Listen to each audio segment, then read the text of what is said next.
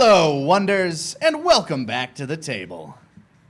It's been a good week. We got a new member to the crew. Oh yeah, Yeah, and we've gotten a lot of wonderful submissions for our. If you want to pull up that card real quick, no problem. For our Ezra Lockwood's Natural Wonders Wondrous Flag Contest over on Discord. Now with 80% fewer spelling errors. Yeah. So, again, if you want to submit your flag design, feel free to jump on. The contest ends next week, and that flag will be flying directly behind us. There have already been some great ones. I can't wait to see what comes out this week.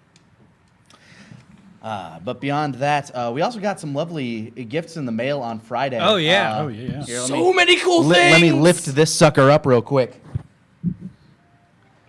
A big old, big old natural 1 dice. And not to be outdone, a smaller version of the same thing in our own little mimic trunk. We've gone to call him... Pretty eyes. Yeah, we've gone to call him Onesie because he holds the Natural Wonder D1 dice. It's brass too. Yeah, brass. And Zito, who was the kind man that commissioned did all of this? I would grossly destroy his last name if I remember it by memory. We'll just go with Miles. Miles, yes, Miles. Slide that back over there. Our good friend Miles. Put this back up front center. Who I've actually talked to this weekend over Discord.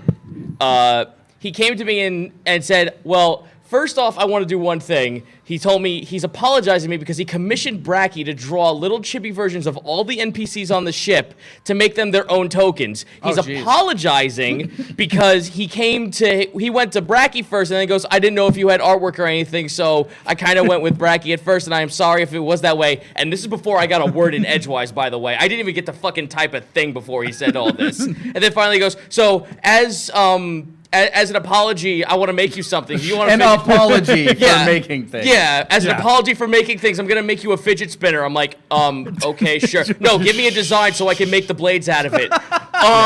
Okay. For being so presumptuous as to go to one of our dopest fan artists. So then I tell him, okay, you know what? Something stupid just for a joke fidget spinner. How about the hammer icon from Monster Hunter? And he goes, done. 30 minutes. He has the concepts for a 5-bladed and a 3-bladed fidget spinner where the blades are the fucking hammer. That's crazy. And then not a half hour later, he then goes, oh yeah, by the way, here's a tripod tall wooden carve out of the hammer. Do you want it stained or painted? Jesus. I'm like, Miles, what the fuck? So yes, thank you very much, Miles. Yeah, greatly appreciate your Greatly. many donations. If you ever start doing commission work, let us know. Please, we will pimp the shit out of it. We'll hit you up, man. Okay, so going back into the going back into character here. Wake has commissioned the local blacksmith, if he gets his forge up and running, for a certain item as a gift for somebody. Yes. Let's just say for the time being that you guys have spent like the last 3 days resting up and helping them rebuild the town. And yeah. Giving what aid you can, but for the most part, they kind of like asked you to be like, hey, look, you've done enough for us. Take a break. We'll try to like accommodate you as best as we can while we try to get shit back up and running. They do so fairly easily. Like, they got the fawns going out into the woods, gathering some supplies. They got the humans in the town just putting shit together. For what it's worth, the Wendigo was actually keeping the town very well kept for other people to come in so he can, like, you know, cast a spell on them and capture them for his own food. Well, that's mighty cordial of him. Yeah. I feel bad for burning him a lot now. Oh, yeah. Goodness, have we made a mistake? The real monsters here are you guys. Naturally. Always. Absolutely. So, you asked the blacksmith to make a certain something. The blacksmith comes to you after the 3rd day, and he goes, well, here's what you asked for. And he presents to you a large metal club. It's a great club. Well, it's a tatsubo. Technically, it's made of wood with metal inlets. Yes. Had the metal inlets. I apologize. The metal inlets. The rest of it is very hard casted wood. He hands it off to you. It's got my little sigil burned onto the top of it. Yep. Do it. And he's like, here you go. If there's anything, like, I'm not sure if there's anything else we could possibly do within the time span you want to leave, but this is what you requested. Here you go. There we go. All right. It's probably about 50 pounds, probably about as big as I am. So Yeah. I kind of wrap it in leather and just put it over my shoulders and march back. All right. To use it would be, it's a 1d10, two-handed. Unless you have martial proficiency, there's no earthly way you could hold this thing with one hand. Yeah, I cannot. So there's you hoisting it. Oh, It's heavy. I got this. roll athletics check. To carry it.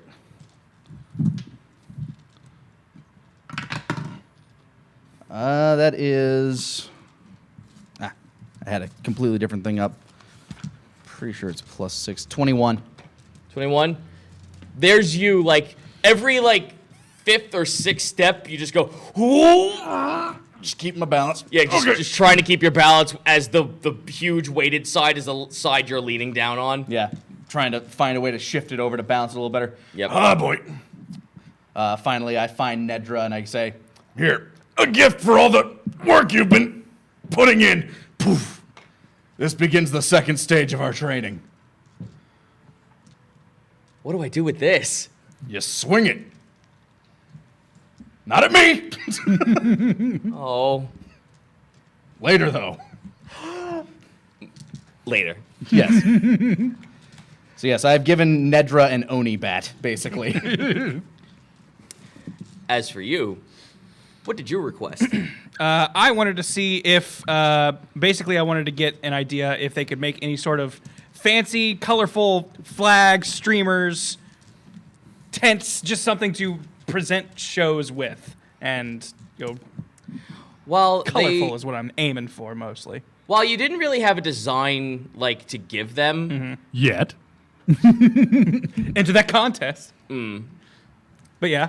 you didn't really have a design to give them, but they would happily accommodate. They had, for the past couple of days, a few people work on some flags. They didn't know what color you exactly wanted, so they just gave you a huge multitude of colors. So pretty much they gave you a bunch of rope and some rafters for you to put up from the mast all the way down, like at least maybe 3 very sturdy bits of rope that could hold at least 20 flags on each, all of various shapes, sizes, and colors. Excellent. So for right now, we're an outdoor carnival. Yes. Like I said, I planned on us initially basically going from port to port, being like, come on our fun boat, and then eventually spreading it to having a more, you know, Look, if freestanding you want location. attention, we get Nedra to carry that giant post in, just like slam it down in the middle of an open field somewhere. that's true. And you. I would like to talk to your very best music man. Who's the best at making music around here? Oh, that would be little old Roger, a very portly, like, human, just kind of like trudges on over with a lute over his back. Hello. Hi, Roger. I would like to learn the best song that you have here on this island. Okay, 1 second. Okay, great.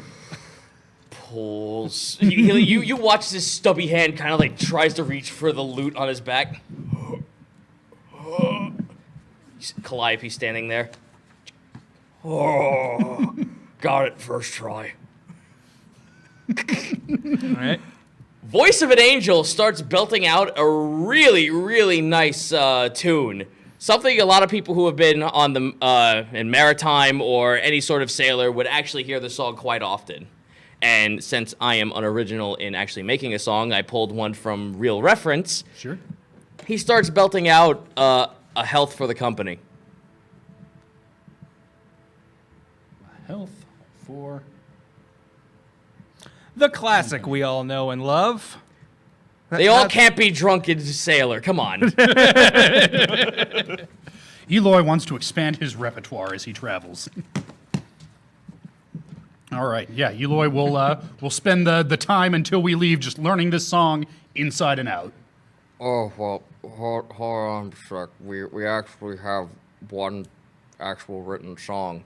Most times the song... You can't understand me?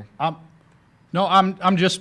What do you mean written? Like you can write down the words, but I need to know the tune. I need to know how to play it on my flute. As I was saying, Kind of, he comes back to you and presents you a small pamphlet containing the notes. I don't. What are these? Is this in a different language? You guys recognize these markings?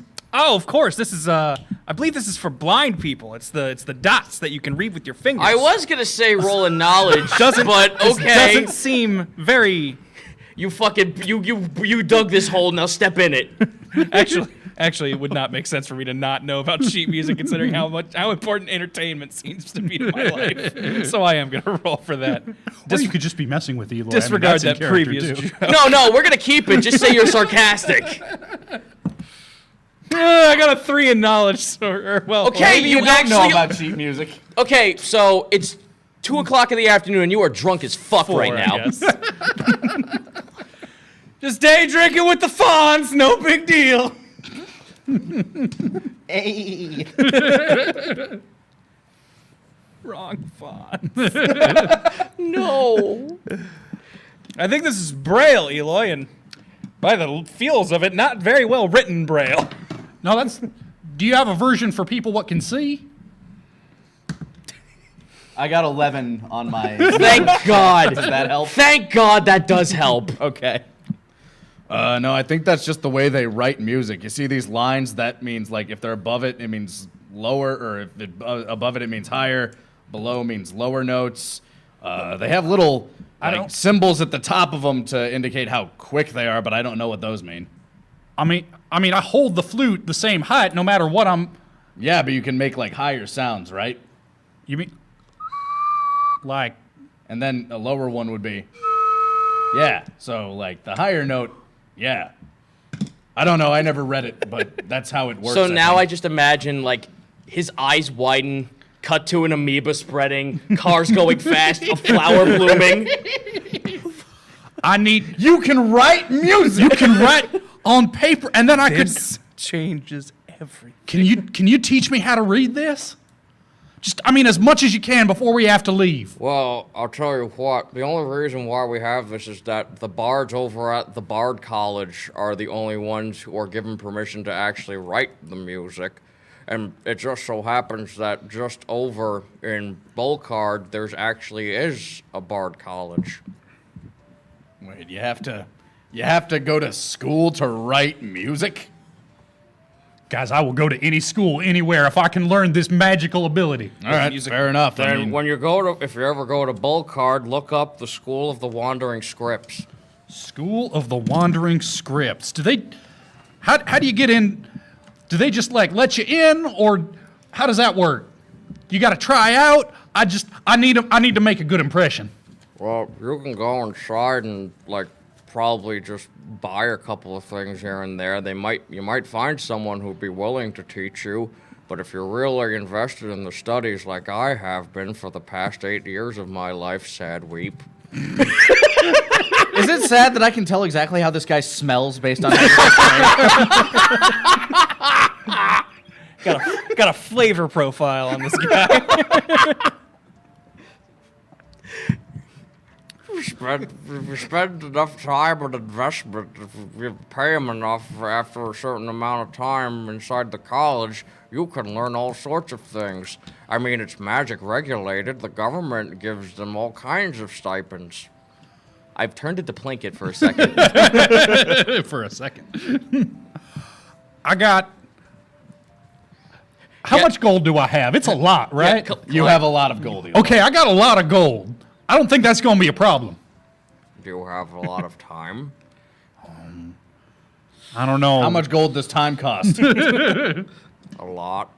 Then yes. I mean, we got to keep traveling around. I mean, I don't want to leave the show. We just barely got started. I agree. It would be a shame for us to lose already one of our main, most impressive acts. However, if you have to take a brief break in order to become, like if the show has to take a brief break just so you can just blow down the doors when you come in, I think it might be worth it. I've been waiting. We'll probably have to be there for a few days anyway, just to figure out a trade route from there to here, because we need to get this place thriving again. Definitely, and not to mention, I've been, this has been my dream for decades now, and a couple more weeks or months isn't gonna. The elder kind of like hobbles on overhearing this conversation.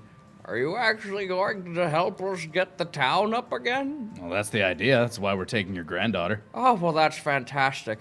Actually, I have been sending out messages to Bullcard, and I did kind of happen to get in contact with one of the lieutenants over at the Navy over there. Maybe you should get in contact with them. I was under the impression that Bullcard was a pirate port. It is? Well, that's what my map has told me. It's got a big old skull and crossbones on it. Hold on. I open up like other cross-reference maps. All you have is just the only thing that says that is the map that Mead gave you. Yeah, this is the only map that says it, but I feel like this one would be... Maybe it's not up to date. I don't know.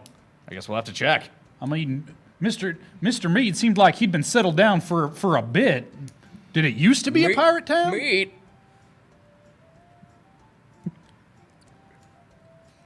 Wait, Mead isn't the pirate lord? Hold on, I am rolling insight real quick. Got a 14. Am I picking up on his demeanor? Yeah, this dude's kind of like looking at you guys a little wary now because he's been a fucking deer for 8 years now. And Mead retired like 10 years ago. Yeah. Oh, don't you worry. That's a different Mead. This is we just happen to know someone named Mead. It's very different. Roll deception.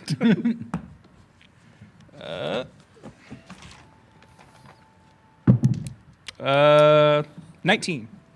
By 1 point. By 1 fucking point, Grant. I was hoping this would fail. Old Meadsy, we call him. It's a different Mead. Just play along with it. He's a bit of a drunk. Yeah, that's where he gets his nickname, Old Mead. Oh, well, okay. Probably explains the outdated map that we probably shouldn't be showing some people. I'm not showing them, I'm reading it. Out loud.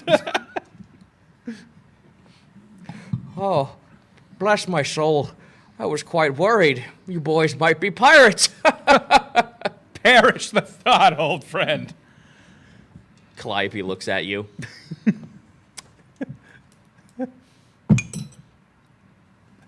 Nat 20. Great. She might be on Calliope says nothing. Okay. But you can see the look on her face. You are a lying sack of shit, Ezra. He does that. Well, with that joke aside, maybe, yes, let me read the accounts real quick, because there's a lot of new information coming forth, and by God, it might need, even I don't remember half the shit I wrote down. You spent a long time as a deer. The mind is the first thing to go. Mind is the first thing to do. Technically, my arms were the first All thing right, to so go. someone hand me that brass die so I can throw it at him. Nah. Yeah, you're holding that one, Grant. The brass one's in front of you. Well, I'm sorry, one more quick second. Jesus Christ. Shuffling them notes. Yep. yes, there's a Lieutenant Gore there, over at Fort Dismark. If you could, maybe speak to him. Tell him that the village is up and running. Fort Dismark. Dismak. D-I-S-M-A-K. Dismock.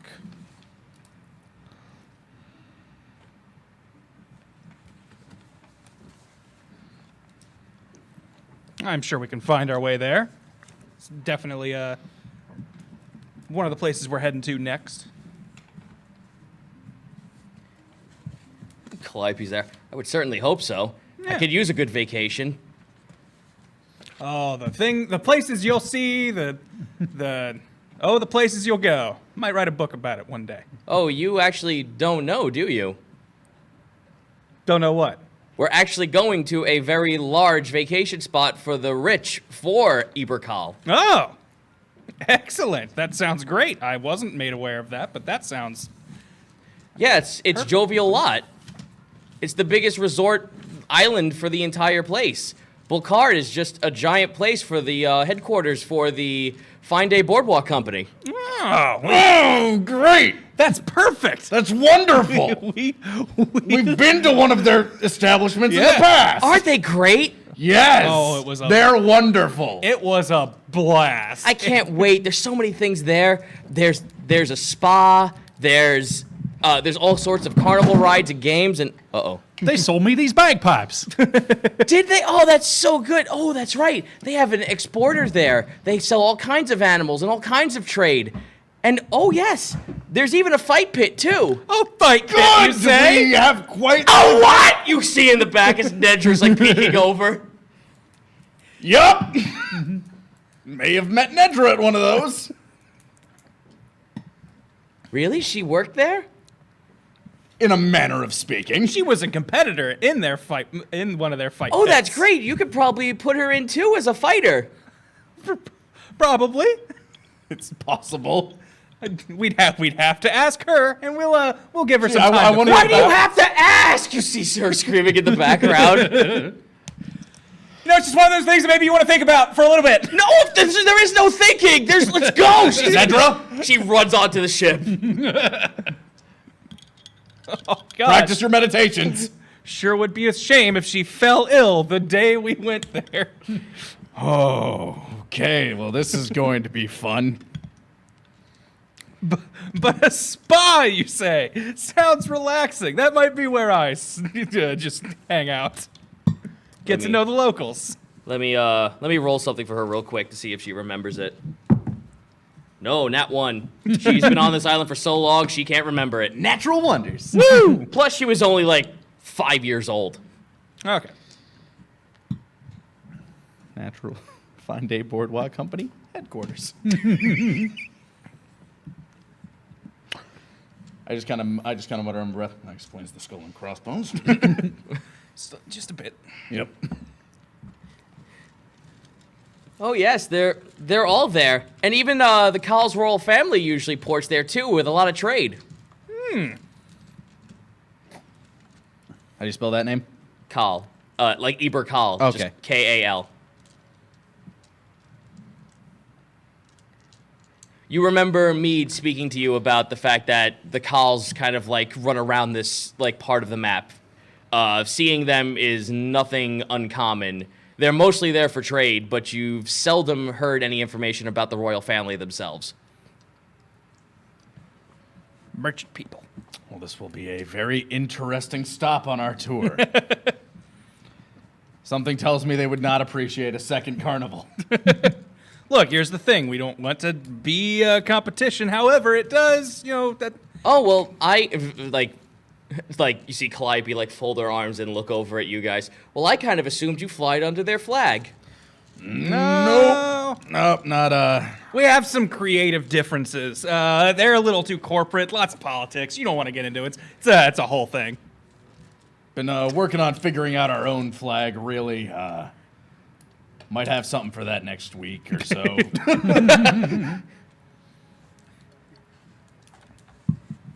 Don't cross the meta, for fuck's sake.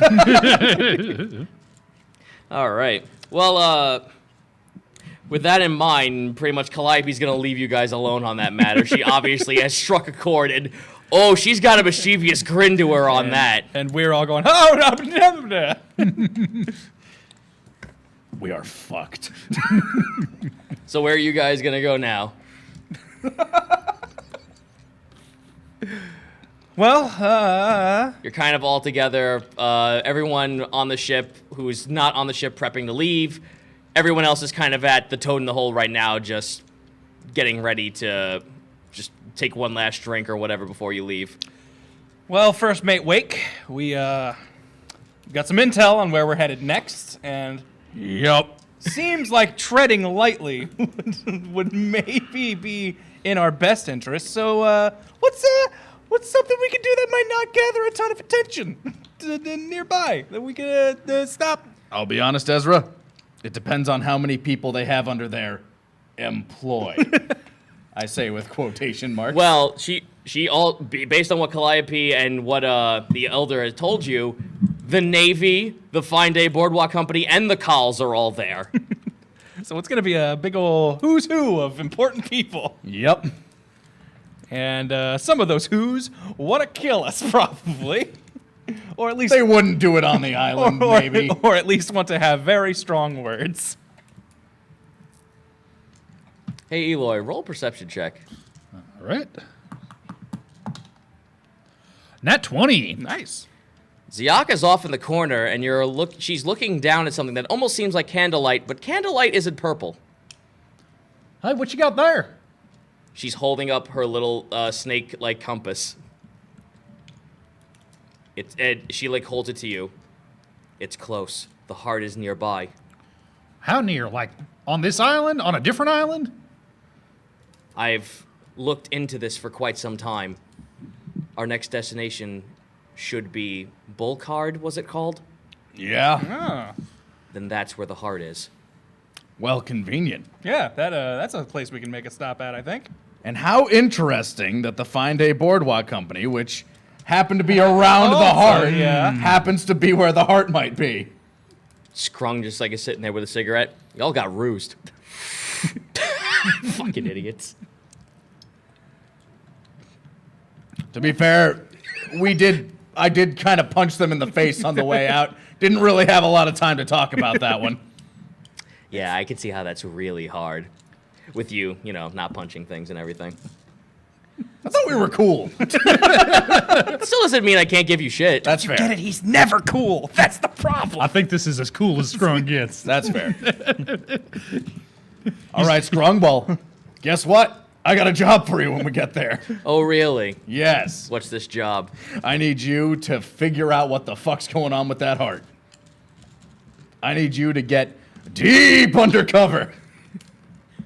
How much do you like heists, I say? What were you rolling? With persuasion of 16.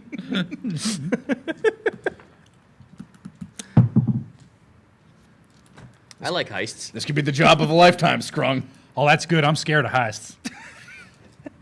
It's okay, Eloy. God damn it! Don't you worry, Eloy. We can Everyone who's on board, everyone who's part of the ship, just all slap their face in unison. Look, we need an inside man. We got mouth. We got muscle. We have somebody that's good at detonation. We can do this. Calliope smiles, and you know nothing about Eberkal, do you? No, not really. That's why we're gonna send him as the inside man to case the joint. Ah, yes. Send the goblin into the area that's full of tabaxi, Azamar, and humans. That sounds like fun. Do they not like goblins? The other place had goblins. He's he probably wear a disguise. You sure are knowledgeable about this place. I've been there. I remember it. It was the last place I had fun with before I ended up stuck here on a prison island. So you've been kind of dreaming That's of going fair. back. So maybe Of course I have! That's why I want to leave! Well, how much do you like heists?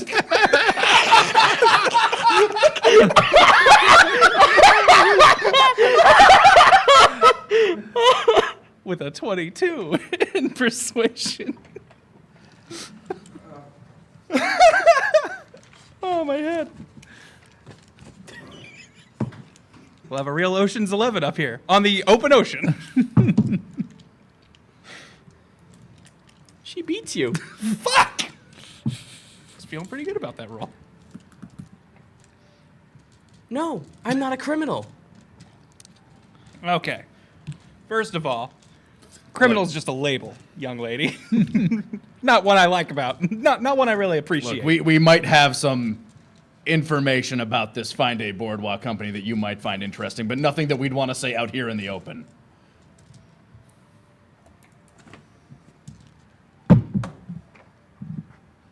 Everybody just heard you. I rolled a nat 20. Nedra comes bursting in. He punched my last employer! There's that. To be fair, she's got- speaking slightly out of turn. Employer seems generous. Slave master seems like a more accurate statement. Like, Yeah, that's more like it. I was going to say the same thing. I don't know why I Calliope is decided to taken roll for back that. by that. She looks over at Ezra. Oh, I'm so sorry. Sorry about what? I got to hit things. I can see why she was a fighter. Yes. To everyone in the bar. Yes. Anyway, we broke that contract for her, and We found a pretty big hole in it. yeah, and you know, Because he made it. Yep, with my fist. Calliope just like holds her head, just like, oh my gosh. but we also saved your island, so you know you take the good with the bad. We do the best we can, and apparently, you know what? Again, not going to say this stuff where everyone can hear it. Just gonna hold on to it. I just like to defend my character. Look, the only reason I want to come along is to make sure that my island has some sort of supply line back to Iberkal. I don't care who, be it the Navy, be it the Fine Day Boardwalk Company, be it you guys, or be it the Kals themselves. I just want my island secure, and also have a vacation. I like the sound of all of that, so So- I think we're in line. So, then it's a race to see who could be more beneficial to my island first. I made my promise that your people would be looked after. And I gladly would like to see you keep that promise. I keep my promises. I thought you were rolling deception, Fred. I was like, what the fuck? How do you like heists? My rolls go through that. This is just me fidgeting. Okay. All right. Well, I've only ever been back on that island since I was a little girl, and I've never actually been to Iberkal itself, but I can tell you at least some of what I know. So this is the part where I say you each get one question. Ooh. Roll initiative to see who gets to roll the questions first. 4. Are we adding dex to this or No. just going flat rolls? 18. 6. Great, because I have no idea. Yeah, this is one of the first rolls where I'm like, I hope I kind of get later, because I had to form a actual question.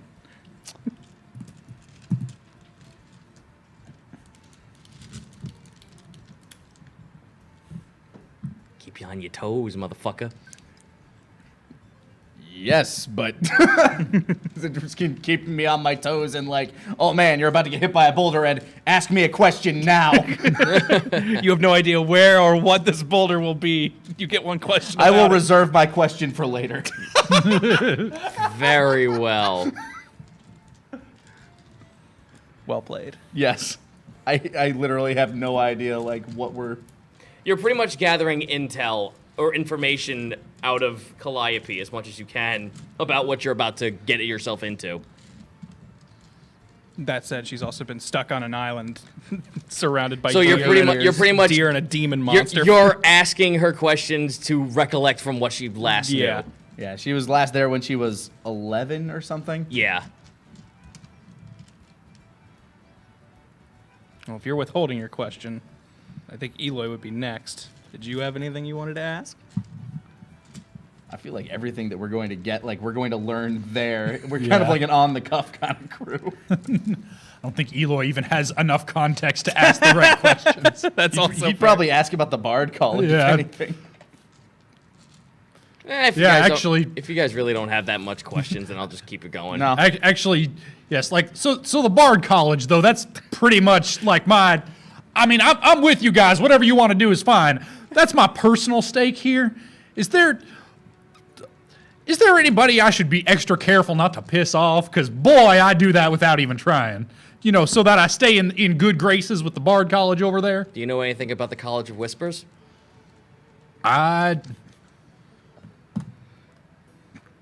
Does a 16 give me anything?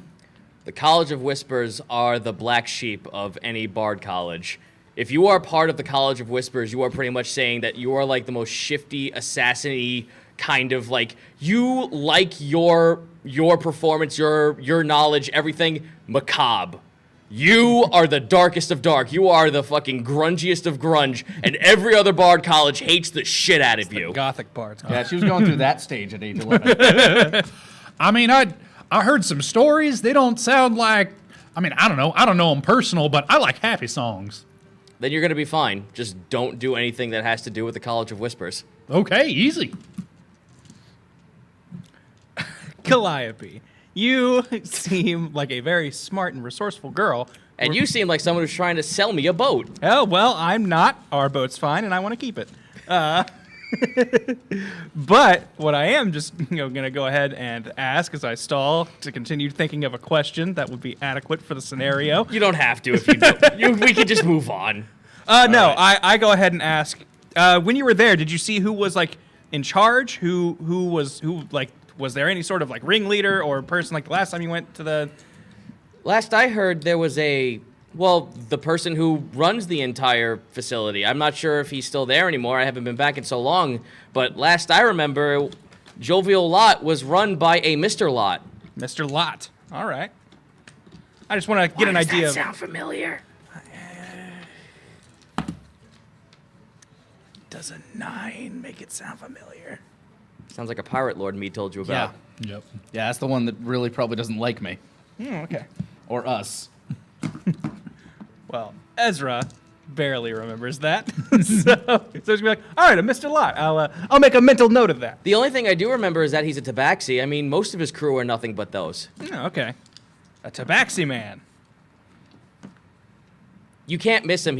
Last I remember in his ringleader outfit, he was finely dressed. He looked like he wore a really nice brim hat with lots of coins draped around it. Ooh, a man of style. I appreciate that. All right, I might. We may have words with that gentleman when we get a chance, because. Meanwhile, there's Wake. Nope. Because if we're gonna be fellow entertainers, don't want to step on anybody's toes. We'll see where they're setting up shop, and figure things out from there. Now, here's one other thing I do want to ask. How do you all intend to actually enter the island?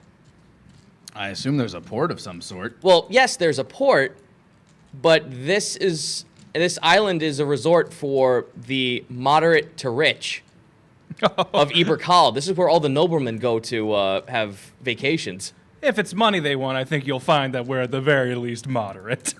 Do you have 50 grand? Let me check our stores. So either they're going to ask for a lot of money or you need to have a significant importance somehow. So you either need to... We have 50 barrels of saffron. We come bearing gifts. Well, that... Saffron goes on rich people food. Well, that could easily go... I suppose she's thinking about it. Well, if you don't have the money, then you could sell yourselves off as market traders, because if you could sell that, you probably could get into port. That would easily get you in good favor with the Calls. There you go. That's the thing you'll find with our crew, Calliope, is things just kind of work out. We sort of just go, and we'll find something when we're there. Planning ahead, every time we've done that, usually bungled to hell. When you hear planning ahead, you hear Pliskin laugh his ass off in the background. Hell, we brought him aboard. We didn't even know he was a shark man. And it worked out great. Pulls out his pistol. Pliskin? And it worked out great. Risk is kind of just like holding his hand up.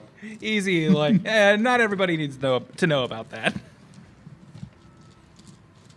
Yes, Eloy, not everyone needs to know about that, Pliskin says, giving you the most darting glare. His next round's on me.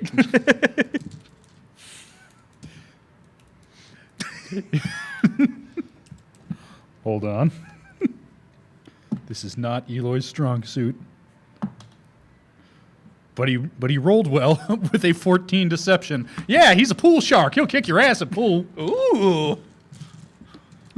Calliope seems to have a pretty good insight, though. Yeah, she totally does. You are fucking lying through your teeth. She was there. To be fair, she was knocked unconscious from a second-story building.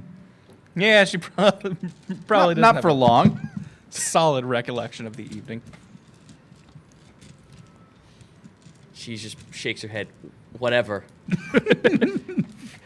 And Vriss is just like, good, we're keeping it that way. All right, well, if you guys don't have anything else you want to do, anything you want to resupply, anything you want to take with you, we can be on our way. All right. I am going to talk to Scrung one more time and say, all right, since they probably won't let you in their crew, I have another mission. Do you think you might be able to find... do you think if Deimos exists in that town, you might be able to find him for us? If it does, they're a pretty easy bunch to find. All right. Then that's on you. Fair enough. I mean, You're resourceful. You know how to get there. well, even if Deimos doesn't show up, I mean, we know about our little friend's real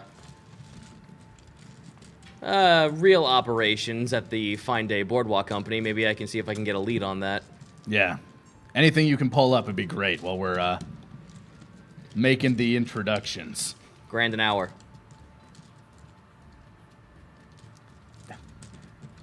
Minus food and board, fine.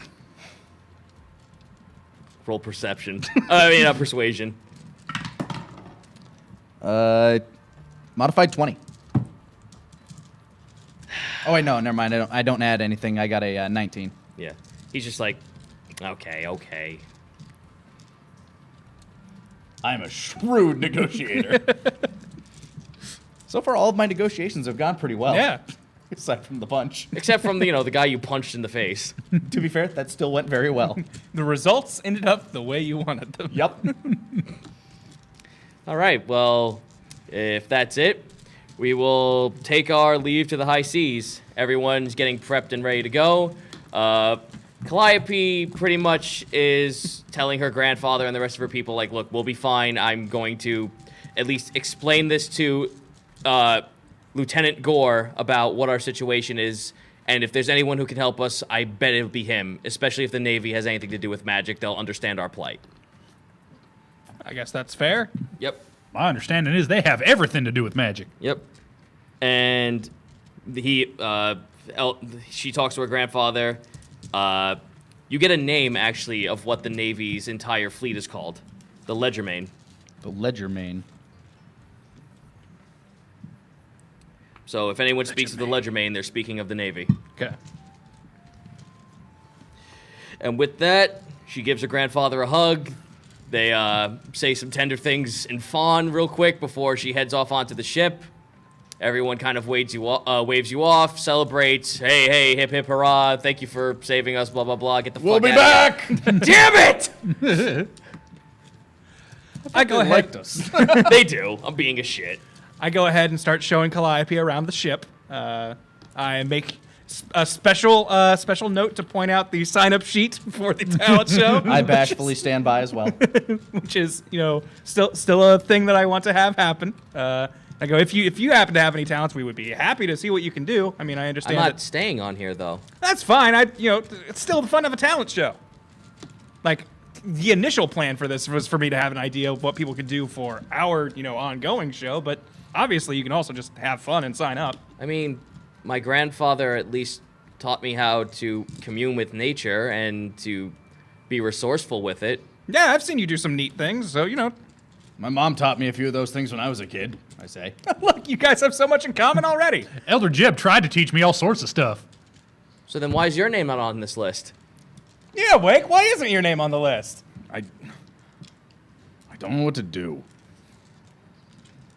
Oh, well, that was me for 8 years, and yet I still got by. Yeah.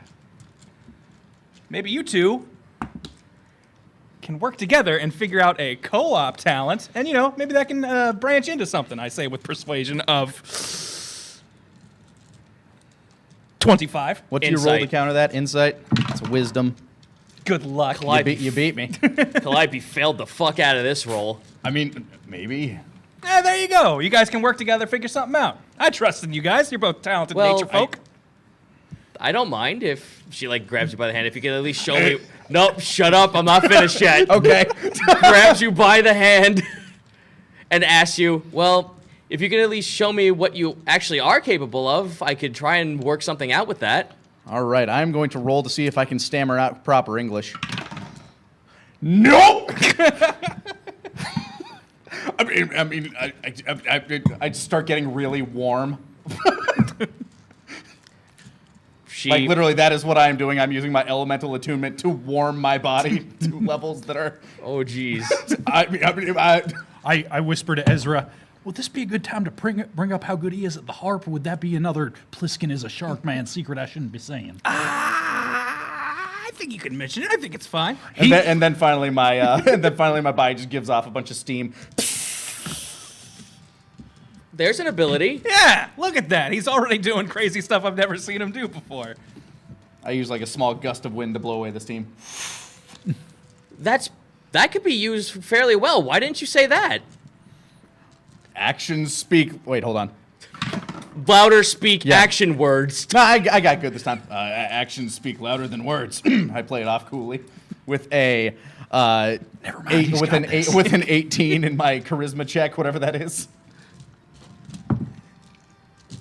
She doesn't read your fucking embarrassment. No way, no how. Yes. So she just like kind of Spaghetti back in pockets. Yep.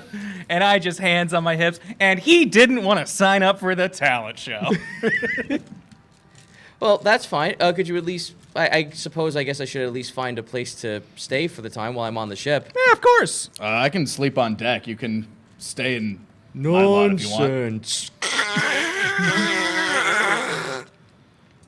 What was that? The ship's just reforming itself a little bit. It's what? Hold on, we have to introduce you. Yeah, Let's go out to the bow real quick. What? I lean over the front of the ship. Hi, Yeldon. Hello. Calliope, this is Yeldon. She screams. No, it's okay. It's okay. He's friendly. He's He's a good mimic ship. yeah. It's a what? He's a mimic ship. Yes, they exist, apparently. I can introduce you to more if we go back to my if you like, I can bring them from my quarters. Yeah. There's more. You have a. Why didn't you sign up on the sheet? These aren't technically mine. Technically, they're his relatives. I point to Golfer. It's a long story. What? This whole place is tripping with all kinds of things you could do. Yeah, that's why I made a sign-up sheet. Figured people would start filling it out. You'll have to. Grammy's just sitting there. You'll have to tie me up and drag me before I dance for your tune. You old siren. She gives me the creeps. You haven't eaten anything in days. Are we supposed to make food out of her? No. What do you need me to fish out of the sea this time? Thought you were bringing back venison. I did. What did it turn into? We ate it all. Oh. I mean, we can have more. Nah. I think we're good on that front. Venison seems like a bad choice. Why is there a hag on your ship? This is Grammy. She's our cook. It's an acquired taste. I happen to like it. It's one of those tastes that can go either way. You'll never hear me complain.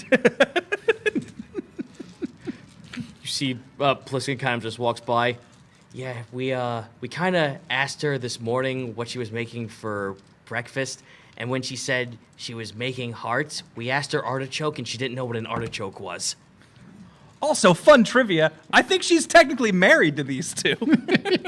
No, there was a weird ceremony that bound her to to us part. or a competition, right?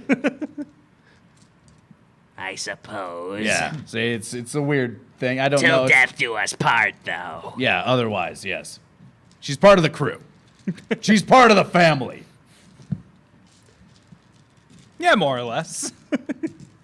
You think I'm family? You're part of our family, Grammy. I'm never leaving. That's what I like to hear. Everyone Anyway, else I on go the sh- fishing. Anyway, I go fishing in the morning so that we can have food. Well, she's got food. She was just like, oh, we're out of venison. Oh, I know, but Wake goes fishing. Like that's part of the dailies. All right, fair enough. I mean, you're pretty much like half a day's sail to Bullcard. Oh, one more thing that I wanted to buy. I'm just gonna say that I did this in the 3 days. I'm buying some books and scrolls. Oh, yeah. They'll give you. You have at least like 100 pounds of blank paper. Yes, and books to put them in. But yeah, more or less, that's pretty much the ship, Calliope. Also, when we stop by my room, I hang up my skull on the wall. I'd be happy to introduce you to any of the crew members that pique your interest, but I also understand that you might not be here for super long, so, if you don't care to get to know people, I also understand. Well, it would be nice to at least familiarize myself with some of the people I'll be with, especially since you all saved me. I'm trying to think of anybody you might not have really met. This is Golfer. He, kind of our chemist. And our shipwright. Oh, yeah, I guess that's a job he has, too. Pyrotechnics, chemistry, alchemy. He's a pretty wide-ranged fella. I should probably talk to him about all kinds of things we could possibly make. Yeah, you might have some insight. You might be able to present some ideas to him that he hadn't thought of. Dearie, that'd be a swell idea. See what I did there, lass? Oh, the dearie. Now I get. See, he's a little smarter than he looks, this Golfer. Hey, elbows you in the shin. And he's friendly, too. I kind of assumed for all the people on this ship that you have some sort of quirk to you. Yeah, pretty much. And she, looks over to Ziaka, remembering that sheep just slapped her to sleep. Of course, you remember Ziaka. I distinctly remember you two getting along very well. Ziaka is not paying attention. She has the compass in her hand, and she's looking out towards the direction where the ship is sailing. Don't worry, Ziaka, we'll get it. You see, one thing that I've been kind of holding back on talking about is the Fine Day Boardwalk Company. And Mr. Lot, they're pirates. Persuasion. It's Fair enough. 16 on the die. She believes that. She is now she just looks at you like, I guess as a child that makes sense, but does that mean we're in trouble going to it? Only a little in the fact that, one, I believe they've stolen something from Ziaka's people. Something that's keeping an island that we've previously inhabited afloat. And two, I may have assaulted one of their people. Because they were enslaving Nedra. At the very least, it was for a good cause, so don't be too quick to condemn old Wake here. His heart was in the right place, his head less so. I have a big issue when it comes to slavery. I will not stand for it. I will never stand for it. If there are slaves on that island, we're getting out. them off. She does not remember. Never mind. She's just parsing all this together. She is a little way more wary of Wake now. Now that she knows that his anger kind of just invoked the ire of possibly a pirate lord. At the time, we did not know it was a pirate lord that led them, but Yeah, from what we could tell, they were just at that point just an entertainment company, and as far as I was concerned, I wanted us to be on friendly terms, but when push came to shove, he came to punch. Did you happen to do it to someone in Bullcard? not. I don't believe they're in Bulkard. No. Oh well, then you can at least play off as someone else. Then shouldn't be too hard. I mean, was the person who you attacked really that important? He kind of ran the place at the other area. So my shit. Maybe. She does bring up an excellent point, though. I do have incognito. I was going to say, I do have a disguise kit and facial props should we need to get you in somewhere. Well, it might be a little difficult, but you probably could get away with pretending to be a water genasi. A lot of the people from Iberkal are genasi. And genasi, humans, elves, and Azamar. Do Azamar look like me? Is that something I could disguise myself as? Because they might have a poster of me.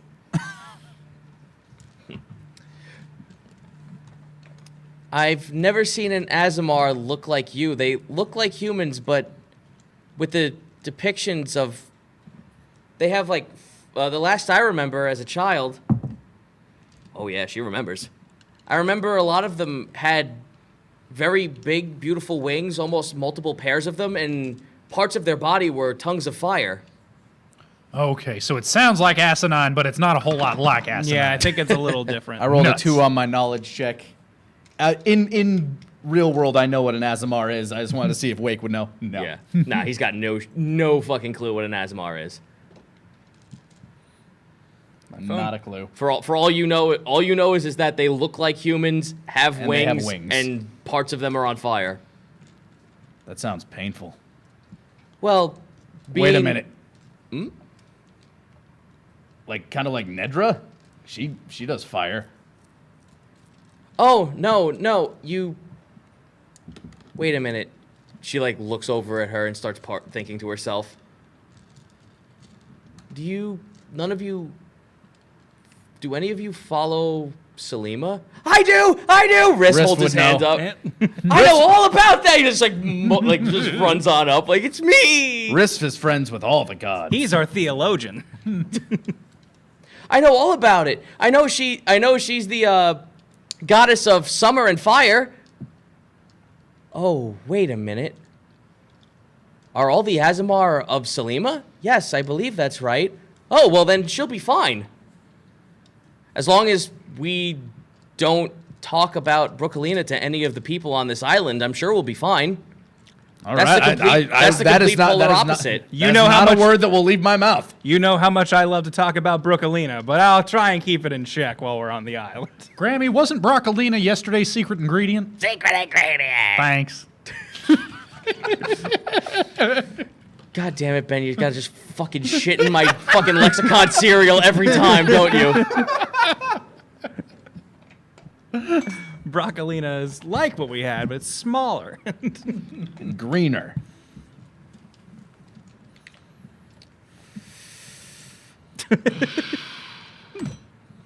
But anyway, I believe you probably met Red. Onslow, you probably saw him as a deer and then a bean, but this is what he actually looks like. Remember that crocodile thing you didn't know what it was? Here you go. You are very scary. I hope so, miss. I pride myself in that. Onslow, did you see? I have my own skull. A fine trophy, my boy, a fine trophy. Yeah, Shame I I thought so. couldn't get in on the fun. Yeah. You got turned into a bean, and that didn't really stick around. Oh yeah, I wanted to ask. When you were a bean, I may have thrown you into a jar full of beer. Were you feeling like tipsy or anything? Did that work? What did being a bean feel like? And was it different from being a drunk bean? I mean, as far as like having experiences as a bean, would you know what being a drunk bean feels like compared to being a regular bean? You know when you feel yourself getting a little bit of a migraine from drinking too much? Yeah. Yeah. Well, feel that, but in every fiber of your being and not just your head. Whoa. So it made you uncomfortable. Oh, so like that one night on Jahal Cove. Yeah. All right. That doesn't sound like fun. No, son, the whole experience was not fun. So much so that I'm hoping that whatever place we go to has somewhere where I can shoot something. That'll make me feel mighty more comfortable. I bet they have a shooting gallery. I don't know if the things will be living or not. I'll partly accept this. We can make do. There's also, seagulls and stuff. You could fire at things from the ship. I get no prize back from them, son. They all come back into little gibs, and then the fish below get it. That's true. But anyway. Again, Calliope just looks at him. Again, you are very scary, mister. He's probably like 3 times her size. Oh, yeah! Just towering over. Apart, he's the second tallest person in this entire crew after Nedra. Yeah. Speaking of, I assume you've met Nedra. She likes to make an impression. She's my student, my pupil. Oh, well, again, you show more multi-talent than ever before. You teach her things? What do you teach her? Right now, it's how to control her anger. You're not a very good teacher. I have been trying. I'm also not very good at leading by example. Now, Wake, don't sell yourself short. Why, I can barely recognize her from before we met. She was this just uncontrollable monster machine, and now look at her. She's... You watch, she's looking at you with her toothy grin, like just opening wider and wider.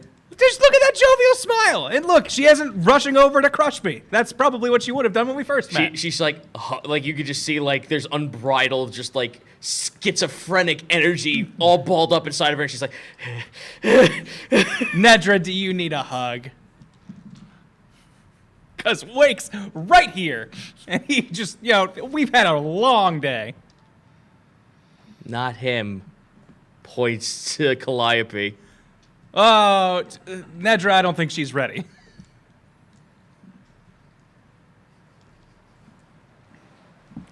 Do we know how to gentle hug Nedra?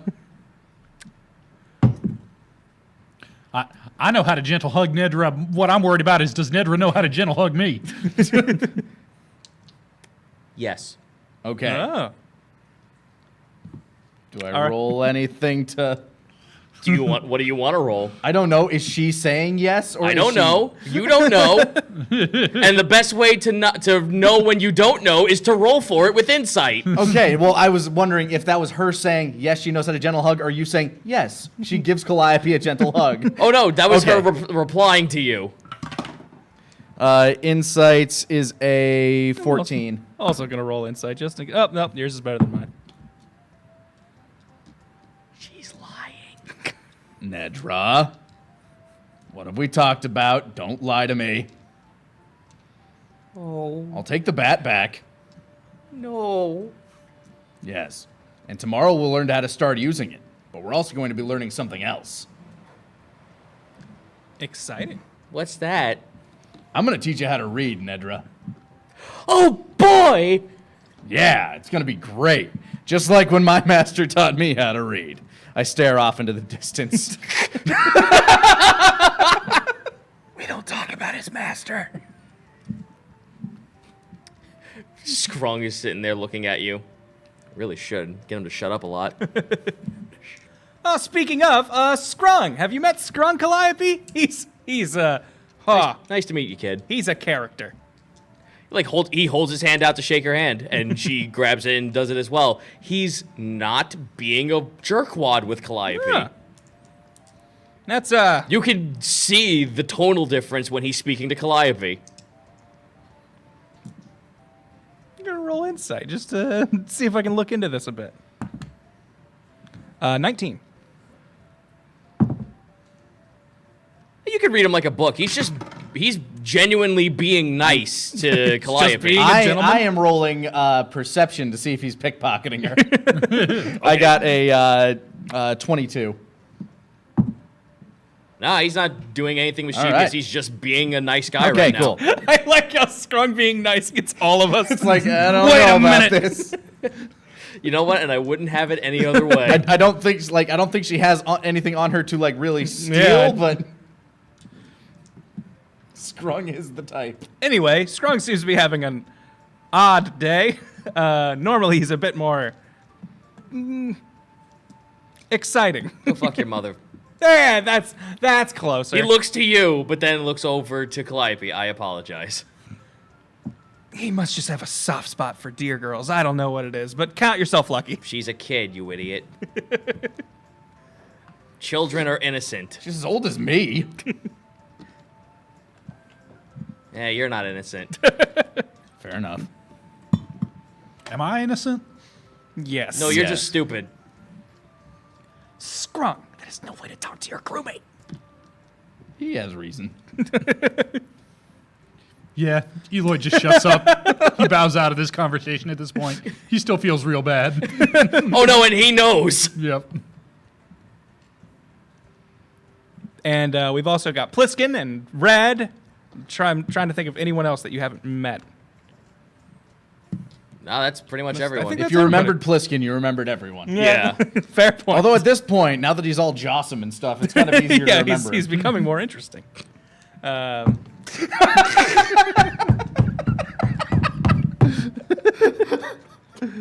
Just try to backhand that compliment as best I could.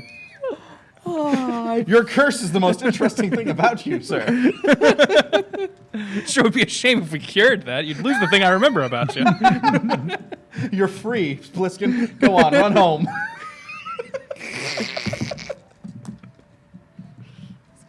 But I show her to basically everybody's quarters And then the one that, I guess we'll find the one that that Yeldon Yeldon forged. made for her. Yeah, Yeldon made her a very, very small, like, almost like probably as big as this space kind of room. Oh, that's pretty big for a ship his Yeah. size. Yeah. Well, everyone else has like triple that. Who's a Wow. basic crew member? He's a very big frigate. As we might be able to make these accommodations a bit more roomy as we go along. Remember, depending on how, like, you guys have pretty good enough space now, but if you want to run this whole little operation of, like, hey, we want to, like, bring people in from, like, the slave trade and bring them back, those spaces are going to get tinier and tinier as Yeah. time goes on. Yeah, I imagine some of our rooms shrunk a little bit as this one popped in. Yeah. Nothing too noticeable, though. What we'd probably need for that is just a floor with a bunch of hammocks. Well, he can make you the floor, just not the hammocks. Yeah. Yeah. We could get those. All We'll right. find a way. Well, for the most part, you guys spend most of the rest of the day just sailing off. It's about 8 o'clock at night. The sun is now down. You probably have, like, you can reach Bullcard if you kept going, but it might not be wise to, like, Pliskin and Gopher kind of advise you guys that maybe we're setting sail to a port. Doing this at night might not be a good idea, especially if no one's going to take the lead. Yeah, could be a bit tough to convince people that, hey, we're here to do, genuine business. We're Well, coming in at that night. and also we might run into people by accident. Yeah, Like we'll we're getting weigh into anchor. we're getting into a more Crowded place. crowded channel. Yeah. All right, we'll weigh anchor where we're at. All right, you guys weigh anchor for the night. Hey, Eloy, Yep. you awaken to the sounds of footsteps really late at night. It's like 2 a.m. now.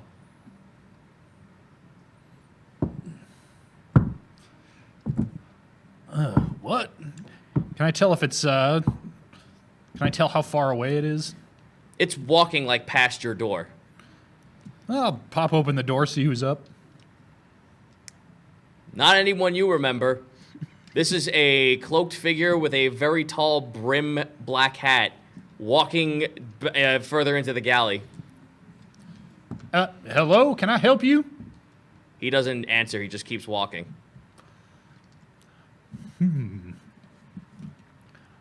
I'm gonna go after him and like clap a hand on his shoulder. Hello? Hello there?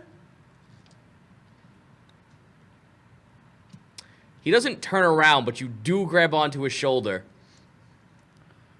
I'm sorry, did you get on the wrong ship? You never introduced yourself to us. Unless Wake, did you put on your traveling clothes again? My name's not Wake. Okay. Hi, I'm Eloy. What is your name? Yes, hello, Eloy. He turns. There is now.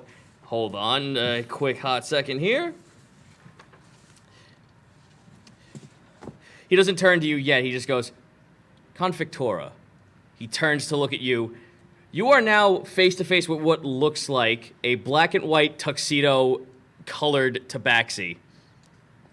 He is in a very, very lavishing looking coat, shirt and pants attire.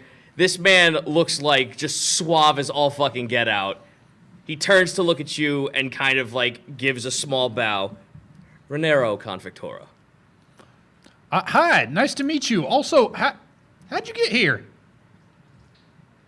Oh, you were very close to port, and we didn't know much of your colors, so we decided to take a quick look. And by we, I mean myself. I sort of came here of my own accord. Oh, okay. Hi. Do you work for the town, or?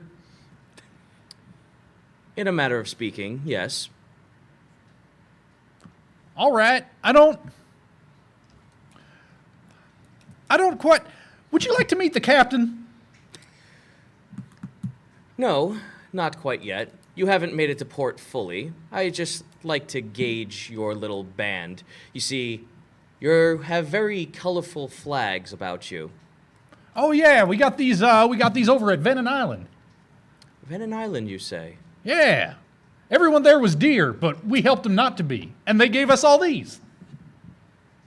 I see.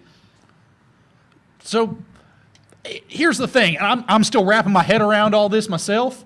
Where I come from, everybody just goes wherever they want all the time. But out here in the world, usually there's this thing called privacy, and you're supposed to say, "Hey, how you doing?" before you just go walking through somebody else's home. Now, that is rather funny, Mr. Eloy. Your ship is now in my home. Therefore, you invaded my privacy.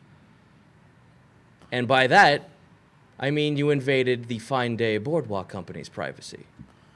Well, we didn't feel it would be okay to come sneaking in the dead of the night, so we was the last I heard, the plan was to come up in daylight and say, "Hey, how you doing?" So, "Hey, how you doing?" He just realizes that. He's just like, bumbling idiot, this one. Well, I get that a lot. Oh, I am sure you do. You're quite right. It is rather courteous for one to address themselves, and I apologize. Though, again, I was just very curious about what this ship was about. Of course, I did not observe or take anything. That would be quite wrong. We don't know if you are a merchant vessel or what have you. So please, would you mind telling us why you are coming to Eberkal? Excuse me, I apologize. Why you would be coming to Bullcard? I really think you should talk to the captain at this point. Like, I'm just the ship's musician. Ah, are you on your way to the college? Oh, yeah, I was hoping to stop by. I heard great things. Did you know you can write down music on paper just like it was words? I want to learn that. Oh, boy. Then I'm sure you will like this. Hands you a small pamphlet. You have no fucking clue what any of these words are, but it's music sheets, very different music sheets. Oh, wow, yeah. I want to learn how to read this real bad. I see. Well, if you find this quite interesting, let me find the piece of paper. Again, I apologize. There's a lot of notes here. No worries. Noted. Brand new area. Yep, brand new area. A lot of new things. Speak to a man named Isaac Thorne. He might be able to assist you. Tell him that Confictora put in a good word, that he might enjoy some musings from the College of the College of Whispers.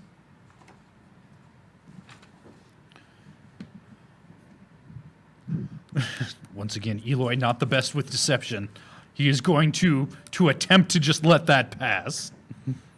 Like, yeah, I will surely do that. 16 deception.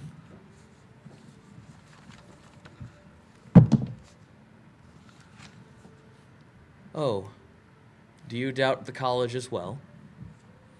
I gotta. You know, I would really feel more comfortable if we could just talk to the captain. Let's just go knock on. I'm so bad with. I am way better with music. He waves his hand. He waves his paw out for you to go do as you wish. Okay, come on. His cabin's right down this way. We can get this all sorted out. Give him the whole layout of the ship real quick.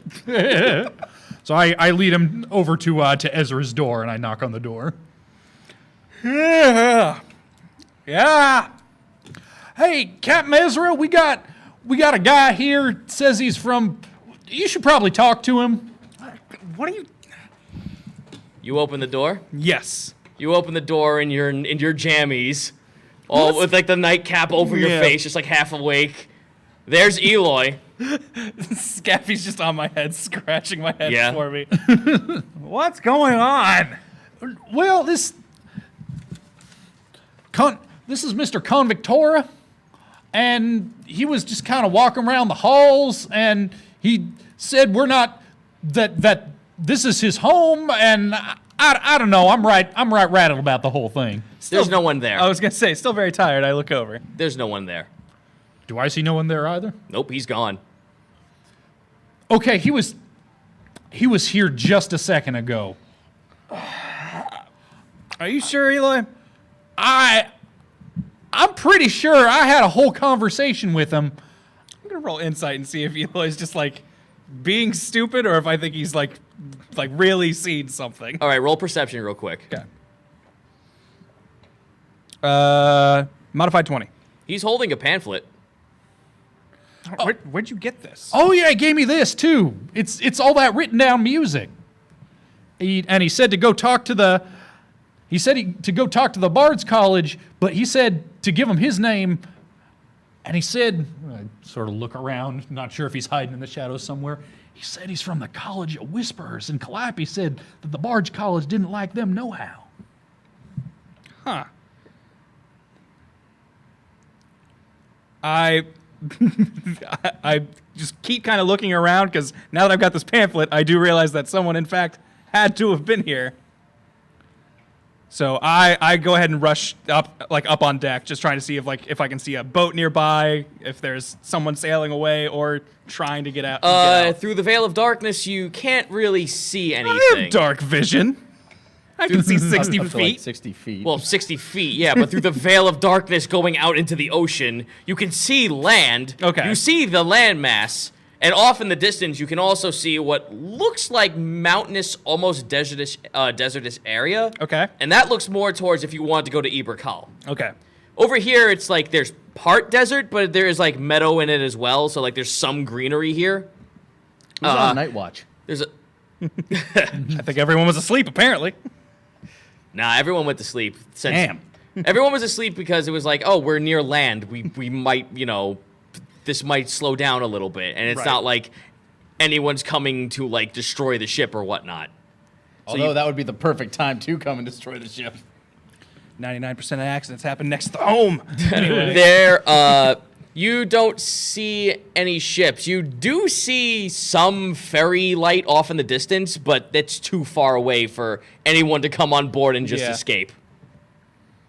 I'm not seeing any boats around here, so if there was someone here, did he swim over here? How the hell did he get here? I'm thinking this might be wake everybody up and search the ship time. Just, I don't know. I'm feeling real spooked about this whole thing now. I was a little suspicious at first, but I try to be nice and polite to folk and always assume the best. It's real hard for me to assume the best right now. Eloy, I appreciate your good spirit, but next time just start yelling if you see someone you don't recognize on the ship. Hey, what if we had somebody every night whose job it was to just keep an eye out and yell if something weird happens? I like that idea quite a bit. We'll We could talk take about that later. turns. Okay, all right. Anyway, I assume there's some sort of bell or something I can do to get everybody on the ship's attention. Yeah. Rather than just going door to door. Pretty much. You, like, ring a bell. And There's a bell on the deck. There's Yeah. a klaxon bell, and you ring it, and everyone's brought to attention. Oh my god. Okay, everybody. I know it's late, but we have a situation. I hold up the pamphlet that you've been handed. Does anybody recognize this? I'm guessing a 10 won't do it. Well, I'm more asking, like, did any of you bring this with you? Is that Eloy's fucking music sheet? Is that like... No, It's like Eloy's music. I got that one right here. This is a different one, and a kitty cat man. What you call him? Tabaxi. Yes. He was walking around the ship. Someone who isn't in our crew was walking about on our ship tonight and spoke a bit with Eloy before vanishing into the night and handed him this. He said his name was Convictora, and he was and Calliope. I really want to know about this one. You said he was with the College of Whispers? Well, get rid of it. Well, right now, this is evidence. We're going to figure out who got on our ship and why. This convictora. Did he say Eloy, anything? what did he tell you? Like, you seem to have spoken to him if he gave you that. So I was asking him what he was doing on the ship, because I know y'all two-leggers, you set a real store behind your personal space being your personal space, and that seemed kind of not okay. And he said it was us that was getting all up in his space. And I said, well, we was gonna sail up as soon as it was light. Is he with Lot? I don't know. I didn't ask about that. I asked him if he worked for the town, and he said sorta. And then he asked if I told him I was the musician, and he should really be talking to the captain. And he said, oh, you should talk to the Bard's College. Tell him I sent you. And then he said he worked for the College of Whispers, and then I got real confused. I'm going to rush back down to my bunk real quick because I've been storing the thing that I've been keeping for the grand design in my mattress. Mm-hmm. I'm going to check to make sure it's still there. You check under your mattress. It's still there. It has not been touched. Okay. Well, did he say he was affiliated with anyone other than the College of Whispers? Is he like, is he one of the merchants that we're going to run into there? Is he part of the government here? Is he a fine day boardwalk guy? What are we looking at? I know they like tabaxis.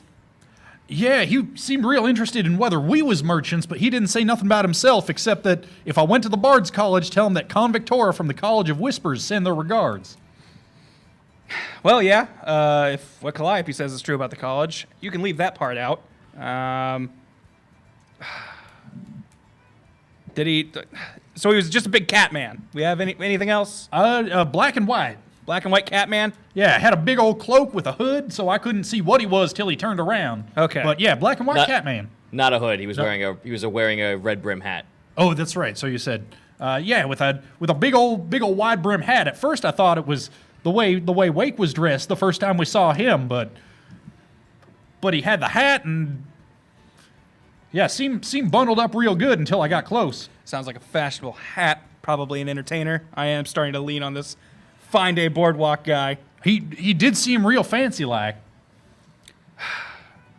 Well, they know we're coming. Well, they haven't found the parcel, I say as I come back up. Well, that's good. We do need to keep that secret and safe. Red's still waking up, just like, I can check around the area, see if there's anything magic related.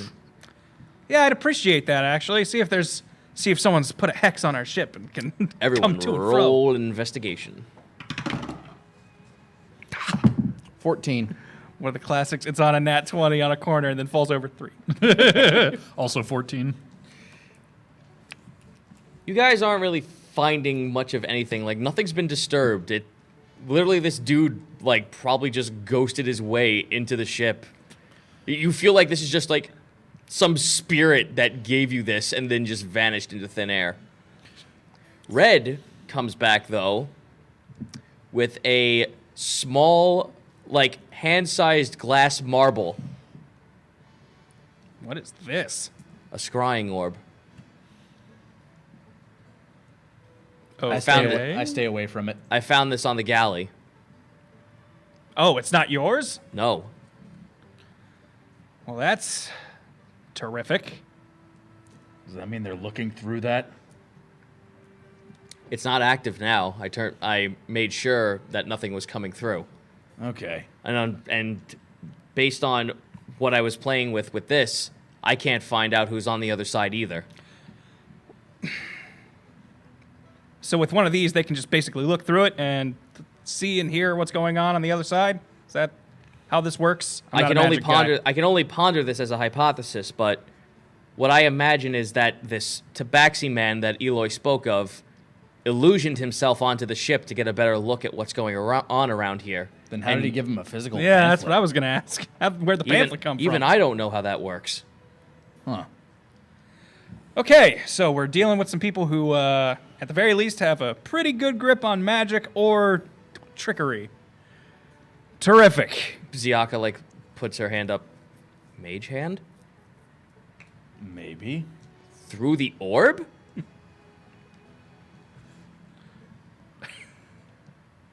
Well, either way, we should probably get this off the ship. I mean, if I could do that, I'd be the world's greatest postman. That would be that would be pretty remarkable. Just pass these out to every town, and then we could just pass the mail right through the orb. You are right. Like Gulfer now just like looks up to you. Did he say malicious in any way? I mean, other than, like, he seemed pretty friendly, except for the fact that he was on this ship without saying howdy and without no permission. How did he know you came up upon him then? I mean, I didn't know who it was. At first, I thought it might be Mr. Wake all dressed up, so I just kind of tapped him on the shoulder and So said, wait, hey. you touched him? Yeah. You can't touch Okay, illusions. yeah, that's not an illusion then. I know. I fell through that one when I tried to punch it. Red just shrugs. Hypothesis. Oh, we're just narrowing down the possibilities. I mean, I know you can't touch my illusions. I'm self-taught. I don't know what other folk can do. Can I see that scrying orb real quick? Hands it to you. Hey, Nedra. I was gonna say drop it in the toilet. That way, whenever they look at it, they got a real good view of something. I still don't like the idea of that. Nedra. Why? And she's walking out with like a giant deer plush she got from the town. What? You want some practice with your new bat? I guess that works. I was just gonna have her throw it, but Here, toss it to me. all right. She starts like hugging on to the deer more that the head pops off. We'll get that sewn up. All right, go grab it, and we'll play a quick game where you have to hit this after I throw it to you. Okay. She like runs into. She like kind of like prances off into the room. Yeah, nobody leaves their balls in our home base. Hey. She comes back with the bat. All right, the goal is to hit it as hard and as far as possible. Everybody else, let's stand over that way. Probably just spread out, yeah. You are the only person standing there. Everyone else was over there beforehand. Behind Nedra would be the best idea. Yep. All right, ready? I'm gonna do a dex for see how well I throw. Nat 20. Nice. The Nice. That was a perfect pitch. perfect pitch. All right. And she got in that 20. Man. Grand slam! Natural wonders. Right across the plate. You fucking watch as she knocks into this thing. It cracks up a little bit, starts like emanating a small bit of light, and then flies off into the distance. It's like a firework went off over the sky. There we go. Well done, you two. Excellent. Let's probably go back to sleep for now. Is anyone? I'm gonna stay up here for a while just to keep a lookout to see if anything happens. Wake. Anybody want to take my place after a few hours? Look, I'm not sleeping. I'm up. All right. If you want to just stay up here, that's also fine. All right, so Actually, I'm going beneath. you're gonna stay below and keep watch. No, I'm going to go in the water and look around there, see if I find anything. Oh, okay. Just signs of like another ship that might have like pulled up or something like that. Okay. Hey, Eldon, did you see anything? No, I heard all the commotion when you all woke up. All right, thanks. Mr. Eloy sounded like he was talking to himself. Interesting. You know what? That's a real good question. So you can hear everything that happens inside you all the time. Yes. Huh. Could you, if someone was getting up to something private, could you decide not to for a little while if we asked you? Yes. You mean lock a door? Oh, yeah. Is that how that works? I mean, Yeldon had told you before that yeah, that's right. if he was ever to like feel or hear any intruders on board, he would let you guys know. Okay. He had no fucking clue about this convictora showing up. Huh. But you didn't hear nothing that he said. No, you were talking to yourself in the middle of the galley. All right, well, I'm going to strip off my sleeping shirt and just dive into the water. Your Minions t-shirt. It's got a little deer print on it. We got it in the islands. They decked us out with all the most comfy jammies. Deer jammies. Yeah, they're real comfy, and they fit and they snug tightly to my fins. They suffocate you. All right, so you're gonna head into the water. Yeah, I'm gonna just do a quick like sweep down there, make sure that everything's on the up and up with an investigation check of 17.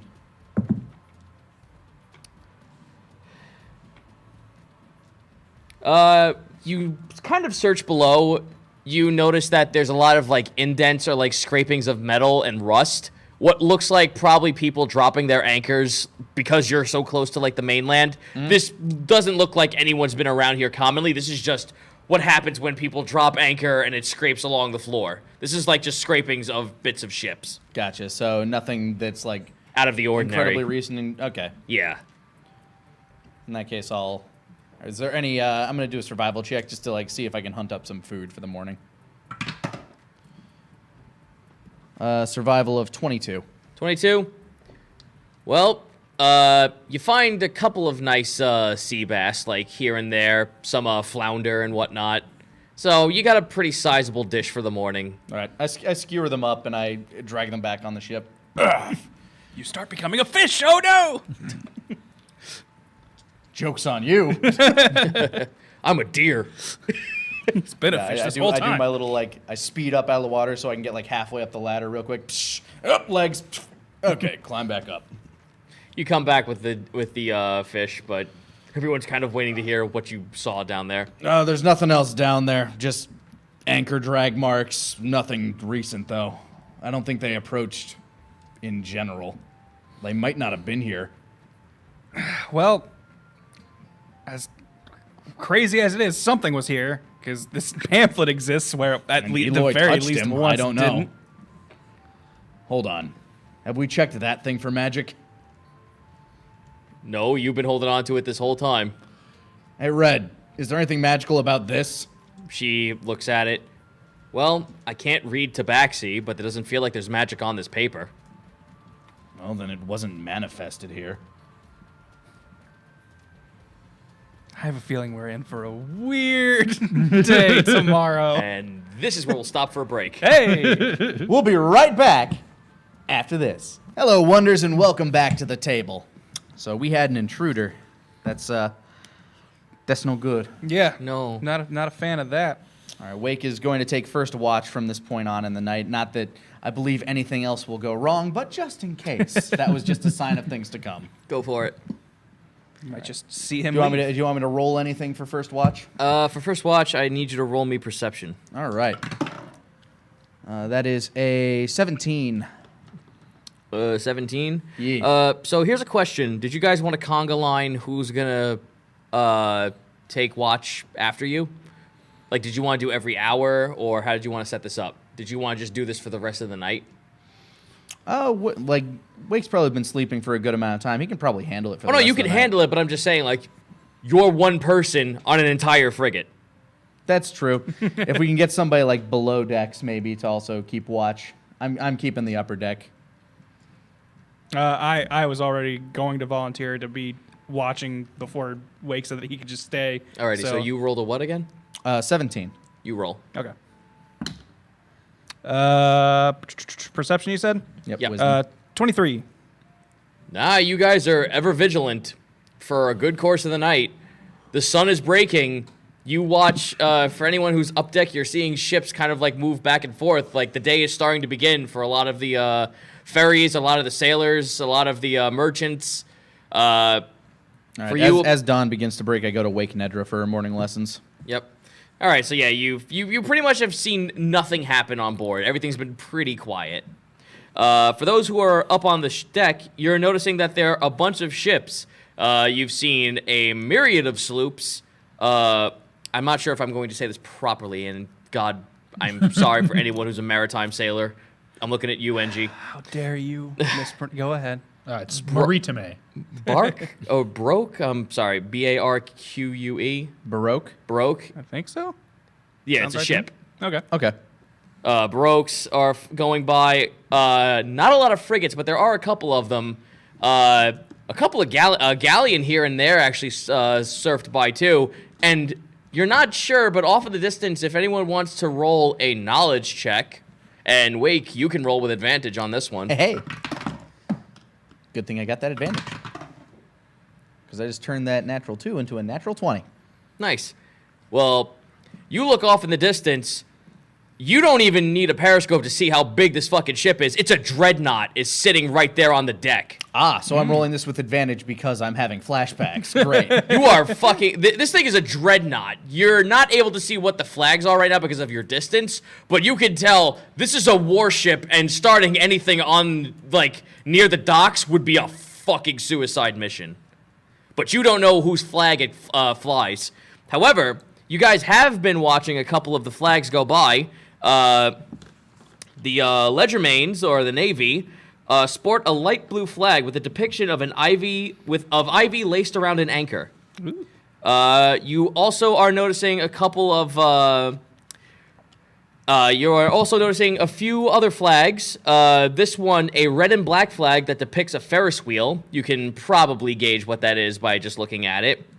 And based on what Meade has told you, you're getting the remnants of a lot of the sloops, actually. A lot of, like, the merchant ports, merchant ships and whatnot, resemble the Cals royal family, because Meade had told you that the Cals royal family is the depiction of a green and blue striped flag with a royal elephant carrying cargo depicted on it. Okay. Question: was this the same sort of sigil that we had on that on the Mantaruva? Yes. You Okay. also saw the Cals royal family emblem on the Mantaruva. All right. So at the very least, we have an in with them, telling them, "Hey, look, We found your ship. Well, do you have pieces of the ship to bring forth as evidence? we have its name, and we can tell them its fate. That's fair. I mean, we have its ledger." You do. That'll work. So everyone's now up and at 'em. The day is afoot. You're watching ships go by. A lot of them going by are actually like tourist ferries from Iberkal. You're watching as there are humans and Azamar looking off at your ship because they're seeing all the flags. Like, ooh, is this a new attraction? Like, you can visibly see them murmur as they're looking out to you. But all these people on the ship, they're really well off. Like, some are laced in gold clothing. Some are wearing very expensive jewelry. These are noblemen. These are noblemen, men, women, and children. Just of Genasi, human, elf, and Azamar looking depiction. Okay. Nedra and I are uncharacteristically below deck as I am teaching her letters in the alphabet. Alrighty. I am going to just do a quick personal roll to see how in character I make this move. Okay. Well, what are you rolling? I was rolling for wisdom, basically, to have an idea of, we have all these big, bright colors and clearly looking like we're trying to attract attention. As much as I would like to do that for our company, to make sure the people at the Fine Day Boardwalk Company don't get mad, let's go ahead and start, like, pulling down some of these, like, really colorful flags and stop drawing so much attention to ourselves. Oh, I mean, like, you've seen a couple of them kind of, like, float by. They're aware of your presence now. Yeah, but at the very least, I can make it stop looking like we're advertising ourselves. Okay. What would I roll to teach? What are you trying to teach? Letters. Letters? Just, like, I'm literally just teaching her the very Alphabet. fundamentals. Like, I'm teaching her the alphabet. Well, All right, you're teaching her the alphabet. Crush! Yeah, C is for crushing. P is for punching. That would be a knowledge history for me. Knowledge history? Yep. Not my You don't have to. greatest- You don't have to roll for anything. Oh, okay. Well, if you do want to roll for something, it's how good you're teaching her. All so right. if you want to go ahead. Is this intelligence or wisdom? This would be intelligence. Okay, so I got a 14. 14. She's not parsing it very well, and you could tell that, like, you explaining it to her, like, you're doing your best to try and find ways that she can assimilate what, like you know, the C is for crush, or A is for annihilation, like shit like that. She's semi-getting it. You can tell she's starting to, like, tell, like, when she looks at the shape of a letter, she's getting it. Duh. Yeah, no, she's got, like, what the letters look like down, but saying them or parsing them together in a string of words, that's going to be another beast of its own burden. Yeah, D. Deer. Destroy. Demolish. So you're saying I should throw Calliope off the ship? No. No, I'm saying N is for this is no. what the duh sound is. D makes duh, duh, duh.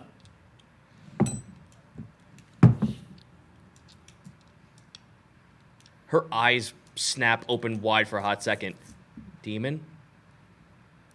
Yeah, that's a duh sound. It's a D word. That's nice. I'm gonna roll insight here. At least I'm learning. Yeah, you're learning really good, Nedra. You're learning real good. Insight is a 21 to try to get like a little bit of. That was a stupid savant moment that something like in the back of her head just told her, no, it's demon. You should know this word. Something just outright spoke to her and told her that that's what that word is associated with. That the word is associated with the letter. All right, but I can see that she's like visibly like a little shaken by this. Yeah, she's just like, why did I know that? Huh. You're doing real great today. I tell you what, how about we end this early and we go do some sparring? You try out your new bat. Okay. Yeah, let's go. Meanwhile, you see Ansel looking off at the people. These are some ugly folk, I'll tell you what. All right, her and I spar on deck. Like I teach her like the fundamentals of battling with a weapon over battling hand to hand. Roll athletics. I'm going to be dodging most of her strikes, but Yeah. I'll Well, roll acrobatics athletics. then, yeah. Okay, acrobatics is a 27. 27. She rolled a 24 in athletics.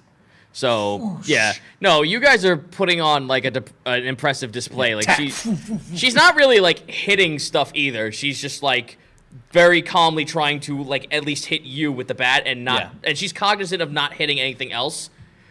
Ezra, to your dismay, while you're getting all the flags down, everyone who kind of like swims by is like, ooh, and eyeing, and even boats are starting to stop. As like I block a strike with like my bow, and then I like jump and flip around it. Yeah, she's like, you're hearing people off on the side. Excuse me, sir. Is this a fight pit exhibition? No. These are just these are just some of my crewmates. Whoa, good swing, Nedra. They're martial artists. They're just doing their routine exercises. Please, nothing to see here, folks. You can keep sailing on by. Enjoy your stay here. We're traveling tourists like you. She swings down the bat. I jump on it, run up it, kick flip off it. Damn it, you guys stop being so cool. There's Eloy off in the distance. With Ray the dancing zombie. We're not. No, this is not a show. This is like killing Ezra to be saying yes. This is not a show, Please and Scrunk's look away. Scrunk's just sitting there, just like, oh, it's a show, all right. She lifts back up the bat, flings Wake into the air. He does like 3 flips, lands on the mast, dives straight back at her. You didn't write down on the talent show anything. And you wanted a petting zoo.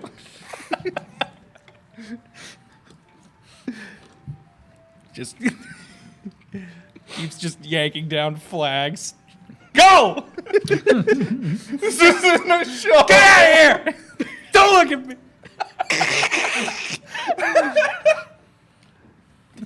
Ezra's most painful moment. As you're screaming that, Nothing to see here.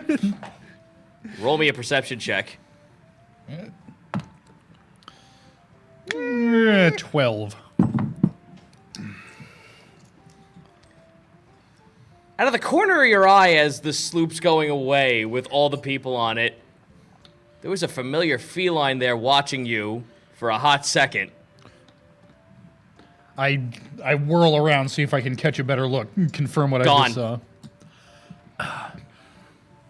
Captain Ezra, I wouldn't say nothing because I'm not sure that I saw it, but I think I just saw that tabaxi man on board that sloop. Where? I ask him to basically point out which one. I point By out, now, the ship is like halfway gone. If he could point it out, based on perspective alone, he would not be be like a the, dot. the massive people that were on the side of the deck would cover where he's pointing. I mean, it was that ship. I just saw him for a second, and when I looked again, he was gone. And like I said, I wouldn't say nothing except that we already know he can be a sneaky sort. No, thanks for letting us know. That just means that he's still around here somewhere. Well, I mean, now you can head on into the dock if you want. Is everybody quite finished putting on the show of their damn lives when we're trying to be a little inconspicuous? I tap my staff down on the ground, like saying, like, sparring is over. I bow to Nedra. Okay. And she bows. Good. Good job, Nedra. Just applause. I was like, get out of here! Damn vultures! Yeah, no, they're scrung. All right, let's go get some breakfast from Grammy. I got new fish this morning. I'm making flounder pancakes. Yes! One of my favorites. After breakfast, are we all fine going in and making port? And Yeah, for the most part, there are 3 separate ports though. You can obviously tell from moving in. So you can make port with either the ferry crew, the ferry who's taking all these rich folk into the place. There's also, you see most of the flags where a lot of the ships are, that's the Eberkal boys. Mm-hmm. You can see most of their flags being flown there, so that must be where all the merchant stuff is. okay. And then there's also the Fine Day Boardwalk Company, like a bunch of tobacco. Like you could just see a slew of tabaxi on the port. There's them, and then there's the Thurmain. Right, like that's where the Dreadnought is. The Dreadnought is covering most of that entire area. That's the army. Okay. Which explains my flashbacks. So you can make port in any 4 of those areas. So Calliope, your island used to trade around here and basically get a supply line going from here. Well, we had some folk come by and hand us off some supplies. It was mostly the Tabaxi folk.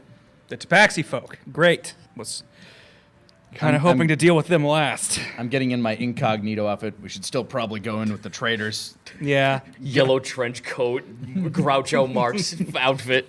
Well, we haven't used the disguise kit on me, but I got my brim hat so you can't see. I got my gloves on so you can't tell I'm Johnny a fishman. Bloodborne over here. Pretty much. Johnny Bloodborne. I'm dressed like Blue. Johnny Bloodborne All right. with a kilt. Really tall boots. Calliope, I'm definitely going to want you to come with me. Clashing fellow. I'm definitely going to want you to come with me. We're going to go to the market area, the merchant people, and basically explain the situation that happened with your island, see if we can't get something figured Well, out. Grandpa said we should also talk to them. She points over to the Dreadnought. Really?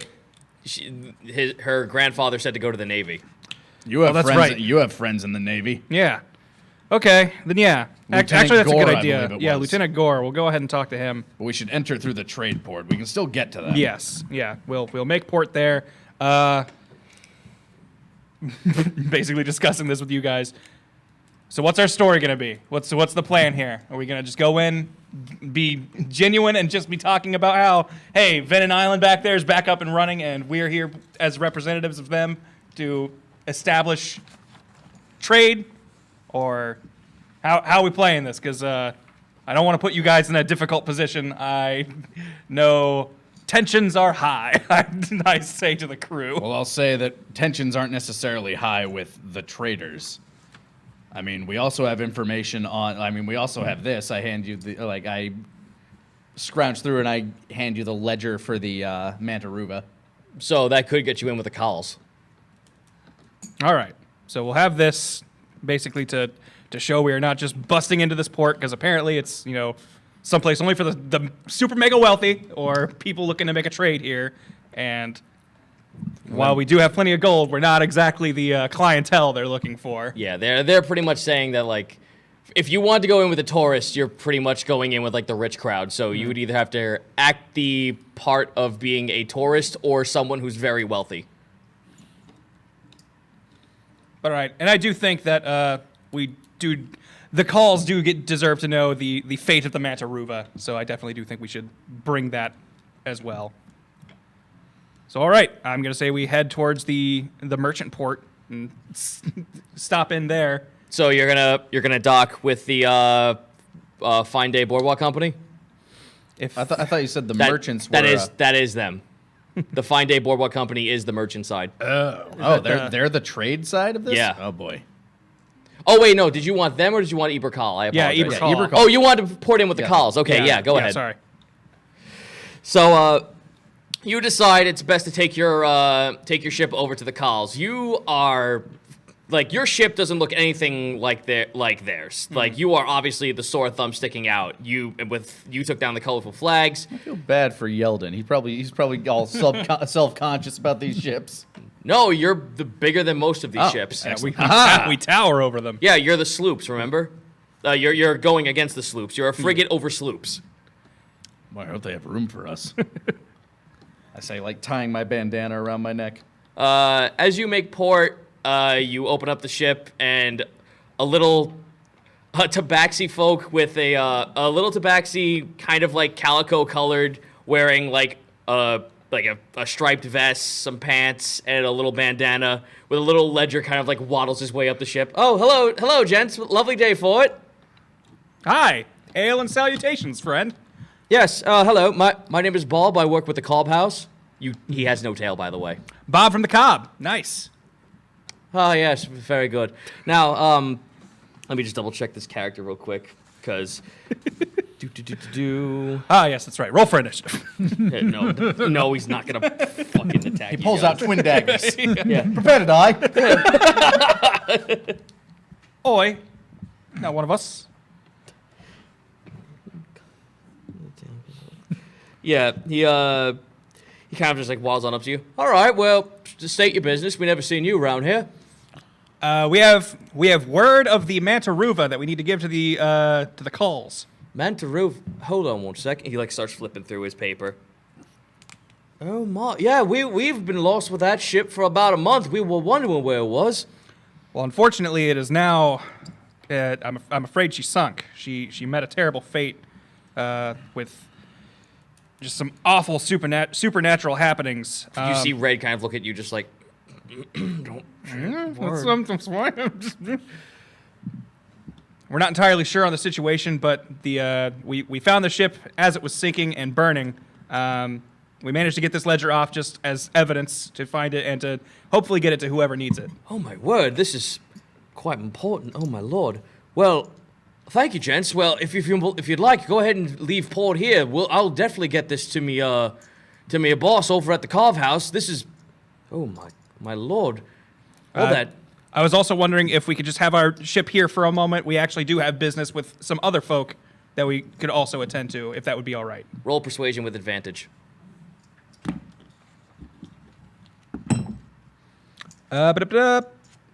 A 23. Oh yeah, no. Bob's beside himself, just like, oh, you just saved my ass with a load of paperwork, mate. We've been kind of wondering where this thing was, and we were lost all accounts of it.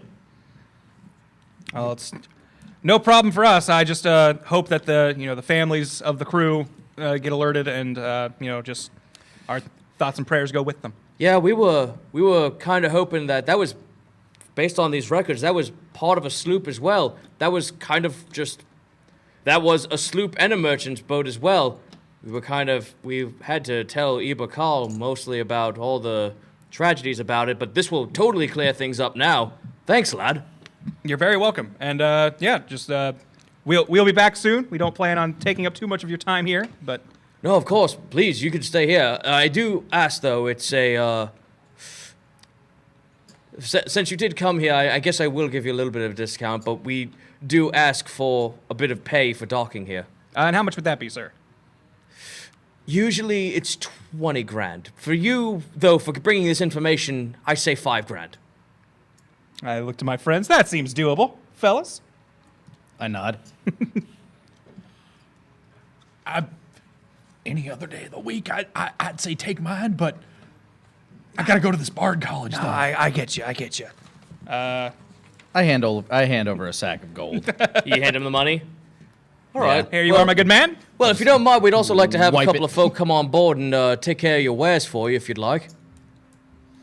We could use a resupply, but we don't really have any wares for trade at the moment. Well, if you don't mind me asking, mate, what's your business? Right now, we're here to help negotiate trade with. What was the island's name? The Isle of Venin. We're here to negotiate reopening trade with the Isle of Venin. Venin. Boy, howdy! I ain't heard that name in years. Well, we have an ambassador from Venin here with us that's here to speak with trade. She looks over to Calliope. Oh my lord, you have a fawn with you. That's the ambassador. This is Calliope. Oh well, a good day, miss. Name's Bob. He kind of like bows, bows his head a little bit, kind of like shakes his non-existent tail. See like the little nub of where a tail was is there. She like nods back to him, like bows as well. He kind of actually brings Calliope over to the side and wants to talk to her about that. As for you guys, you're welcome to make port.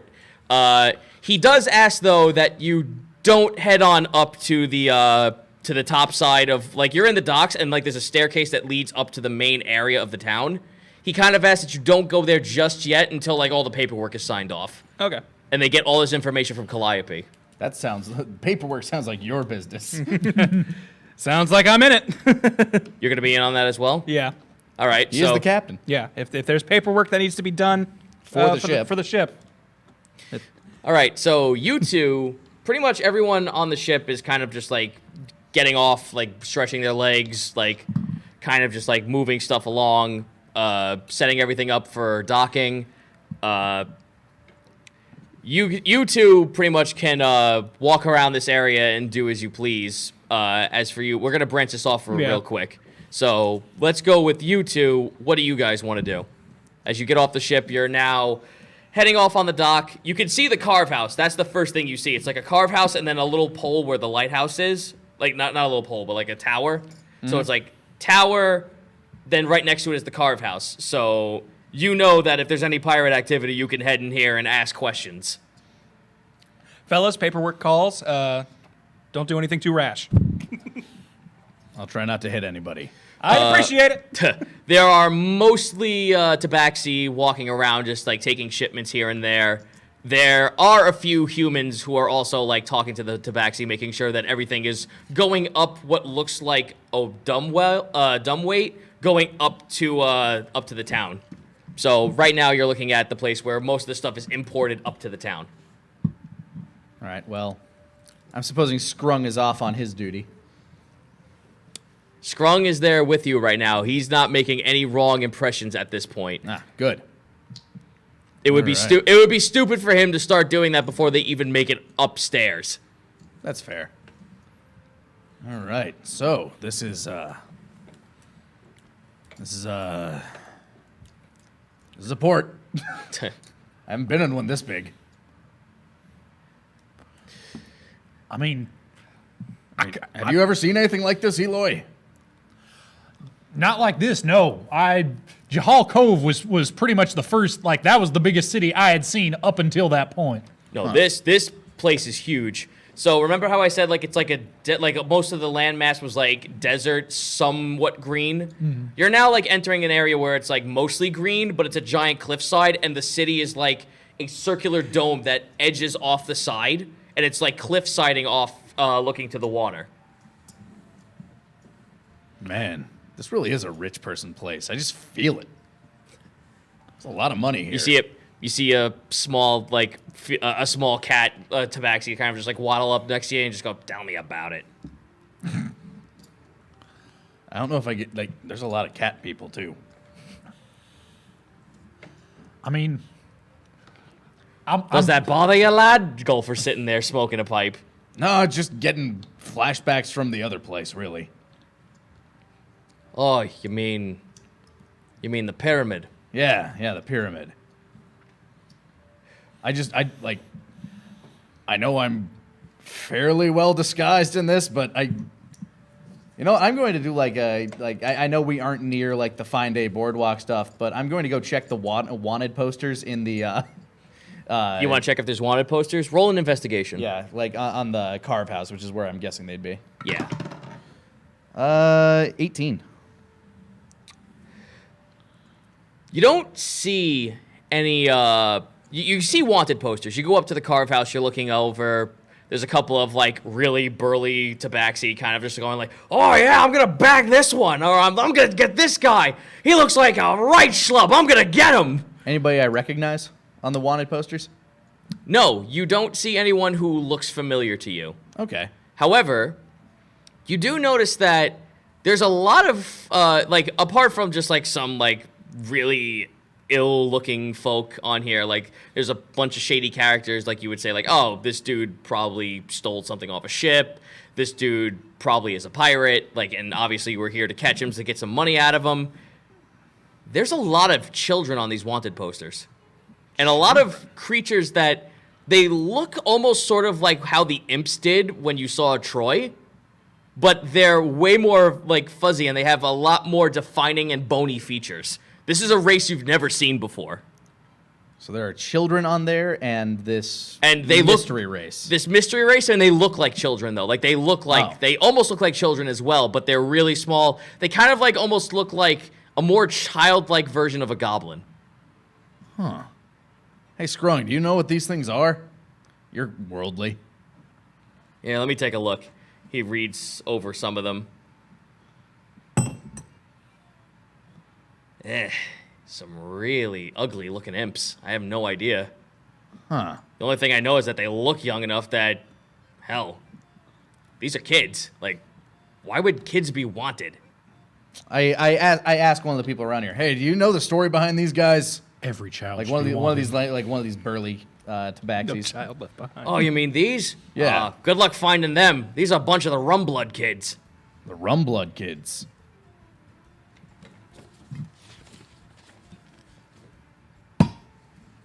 Like the Pirate Lord?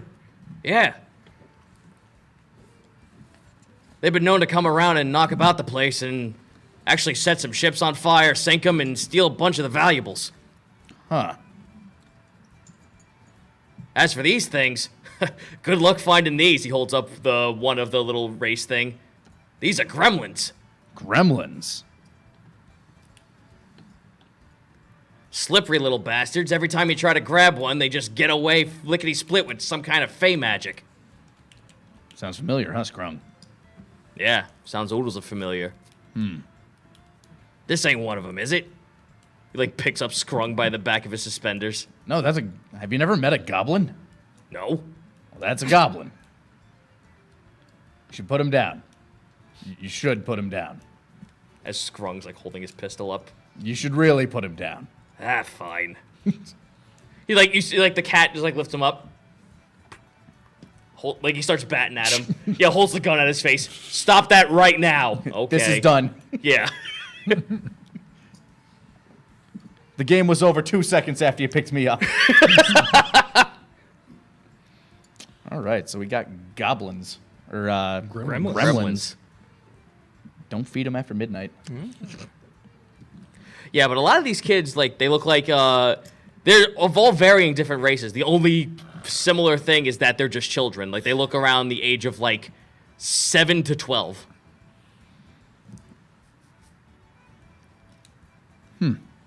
All right, so the Rumblood kids and gremlins. I asked this guy since he seems friendly enough. Hey, by the way, how far away is the Bard College? The School of the Wandering Script? Ah, you mean that flighty place where all the people go in trying to, like, make money out of music? Oh, I don't mind none about the money. I just wanna get better at music for people. Did you know you can write down music on paper now? I want to learn that. You can what? Yeah, you write it down in. These are sailors. They have no fucking clue what any of this shit is, but, like, you're now holding a conversation with this giant cat person. Just like, what? You serious? I'm imagining somebody along the lines of, like, Pete the Cat. Kind of, yeah. Well, I'll be damned, goof. Oh, look at that. You can write down that music. Straight up witchcraft. I mean, I can't hear it, but I can see it. Yeah, I always had to learn music from another person what already knew the song. But if I could learn the ways of reading it, then I could get a big old book and just be studying it all the time. There's a, hold on a moment. Let me just double check this real quick.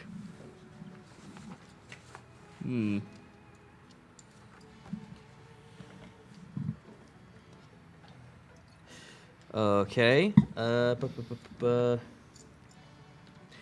Well, I ain't never been to no college before, as you can plainly hear from this voice.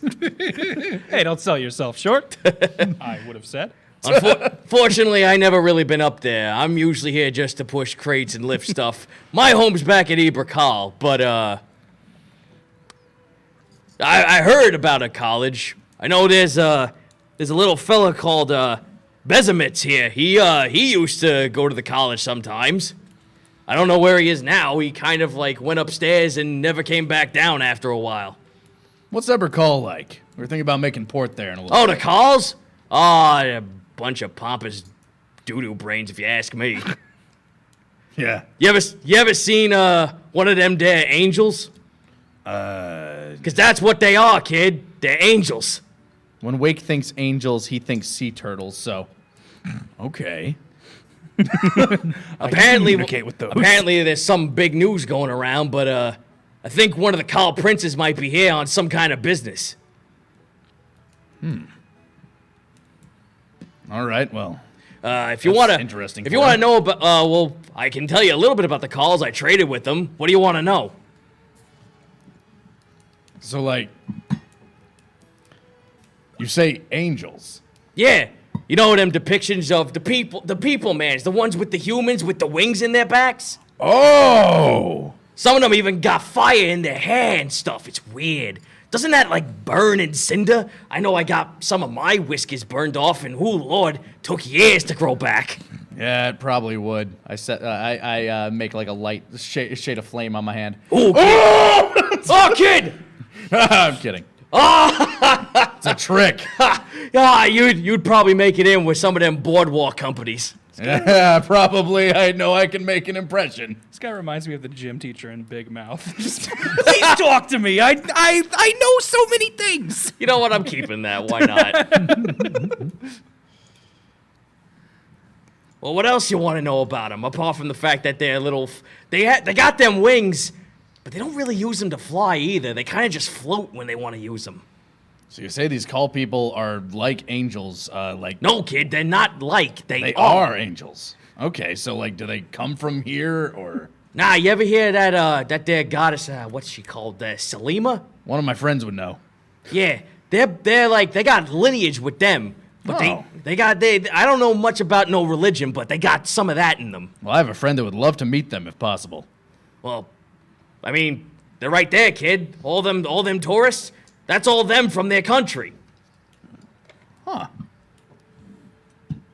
Were you sailing with the prince when he got here, or do you just work here? Nah, I just work here. I know one of them is in there. Was in the ledger before. Huh. Do you know his name? Yeah, let me think about that. Yeah, there's so many of them too. Like, there's him, yeah. Oh, Oslam. That's the kid. Prince Oslam. The second to the highest. All right. Well, I'll be sure to.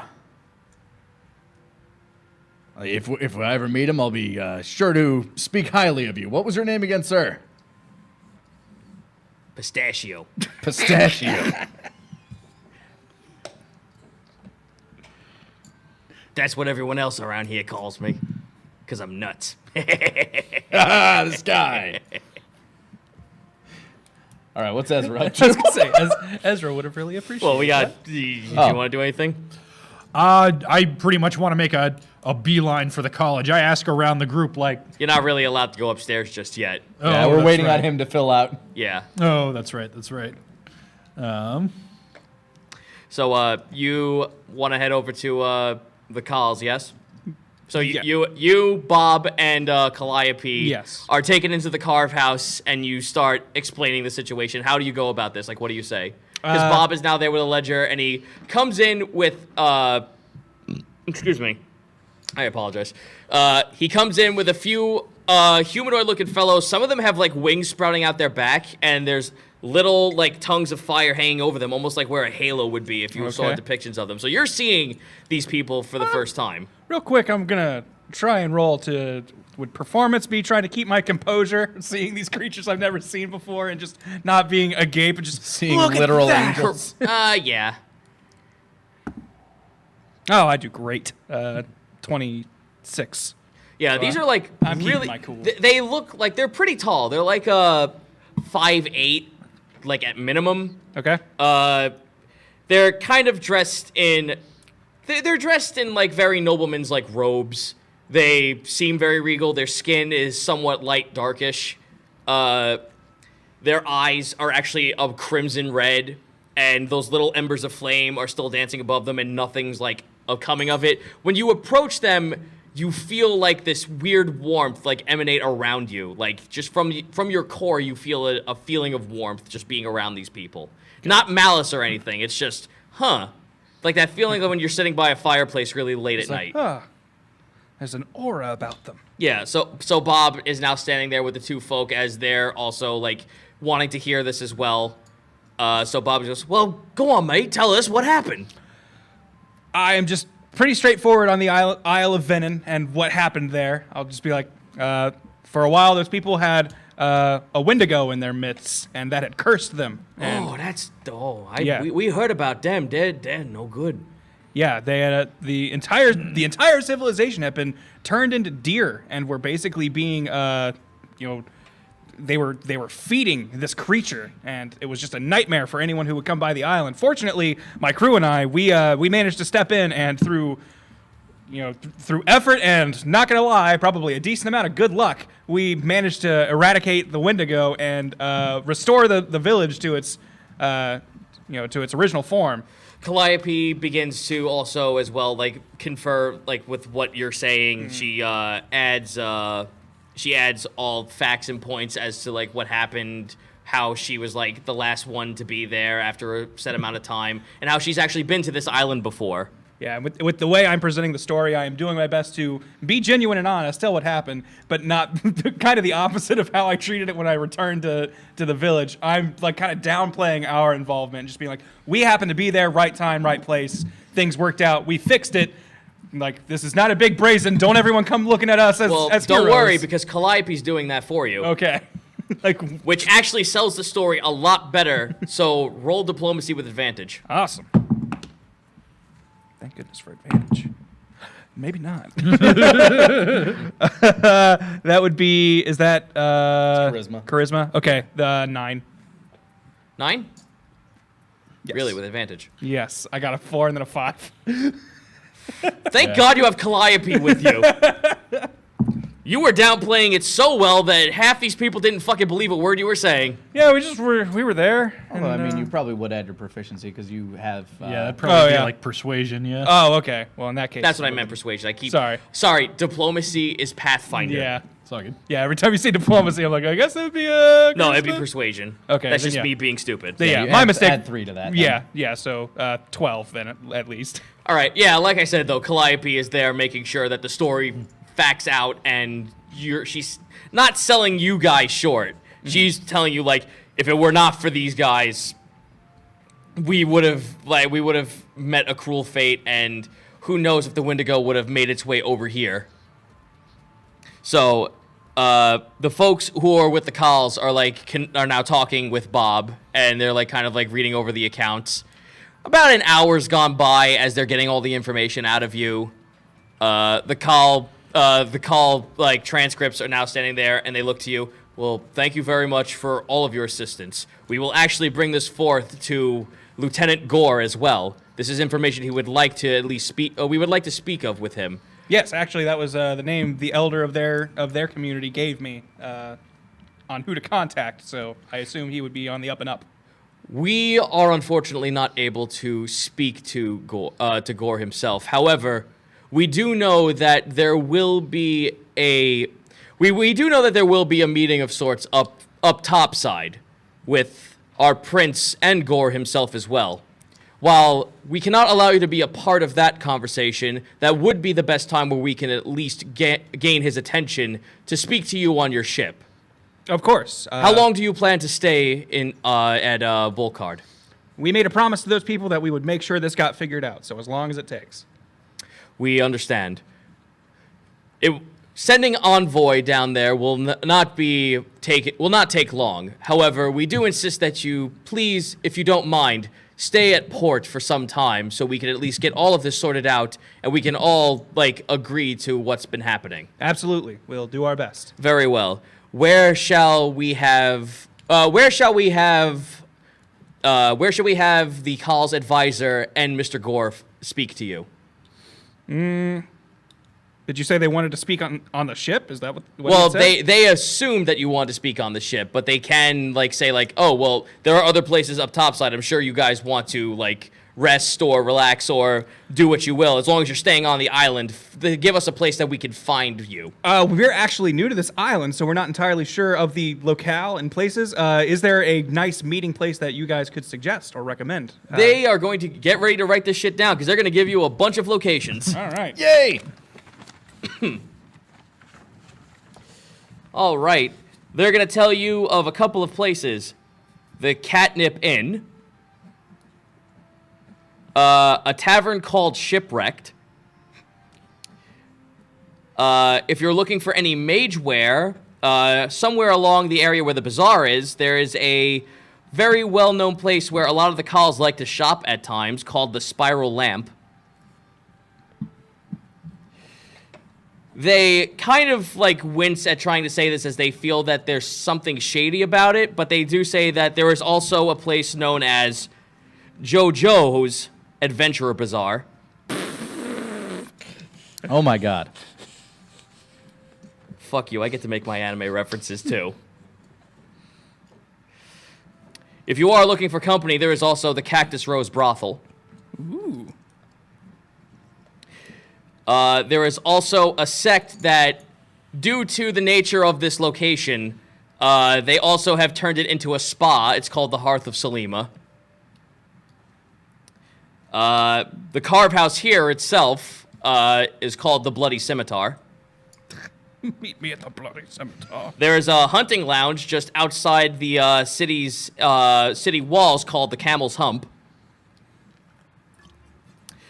Of course, there's a jovial lot, but we'd actually recommend we not discuss any more pressing or private information there, as it's a very large place, and the call's attention span when it comes to being jovial is very short.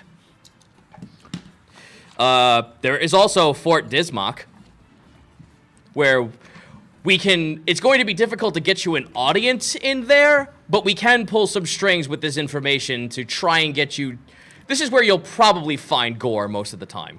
Well, depending on how difficult that is, Fort Dismock is the place that I was told to try and meet him, but I think that might have just been, a place to look for him. I don't know if that's necessarily where they wanted us to meet. Of course. But the Shipwreck Tavern, we've made kind of, in our travels, taverns have tended to be our meeting places and good neutral grounds, just to make sure that, everybody behaves themselves. We're all in a good place, good air, and all that kind of stuff. Merry place where we can have a drink and talk like gentlemen. All right. Well, they're at least going to give you the list of other places as well. They're going to finish off this list before we keep going forward.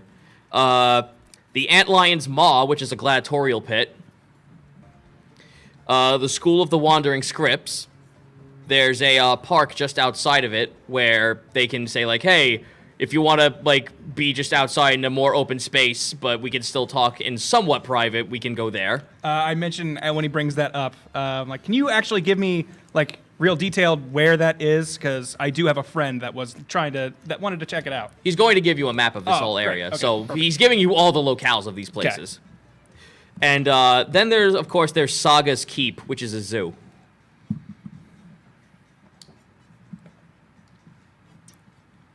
So you would like to have the conversation with Gore and the Call's advisor at the Shipwrecked? Yes. Alrighty. You will take notice of the Call's advisor, be it that he is a turtle. Okay. Since you are new, do you not know what that is? That is not a race I am familiar with. Do you know what a tortoise is? Yes. A humanoid version of that. All right. Guess I could have put that together from context clues, but it's always good to confirm. Yes. He will probably be escorted by the Call's bodyguard as well if he feels unsure of this whole meeting. However, being that we will also have Lieutenant Lieutenant Gore with us, I'm sure that will not be necessary. Absolutely, but I can also understand, the idea of keeping one safe. If you do, I will not take offense to it. If he does appear, I apologize. God, I just had his name and I lost it. Oh, I'm sorry. The advisor's name is Oso. Oso, got it. Well, if you'll grant us some time, we actually wouldn't mind getting you your paperwork so you and your esteemed allies can walk amongst the topside. That would be very appreciated. Thank you. All right. With that, a couple of he now asks you to go gather everyone. Mm-hmm. You pick up everyone unless you want to find these two just outside the carve house right now. We aren't far away. Yeah, Yeah. I basically go ahead and get their attention. Hey, I'm gonna be signing some stuff, and then we're gonna be able to go upstairs. All right, see ya, Pistachio. Thank you for the talk.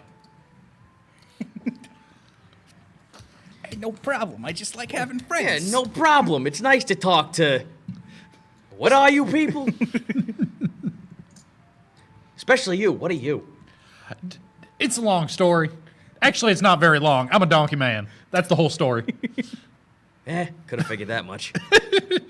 So you gather everyone. Everyone's crossing papers. Dot the T's. Cross the I's. Yeah, I'm traveling under my fake name.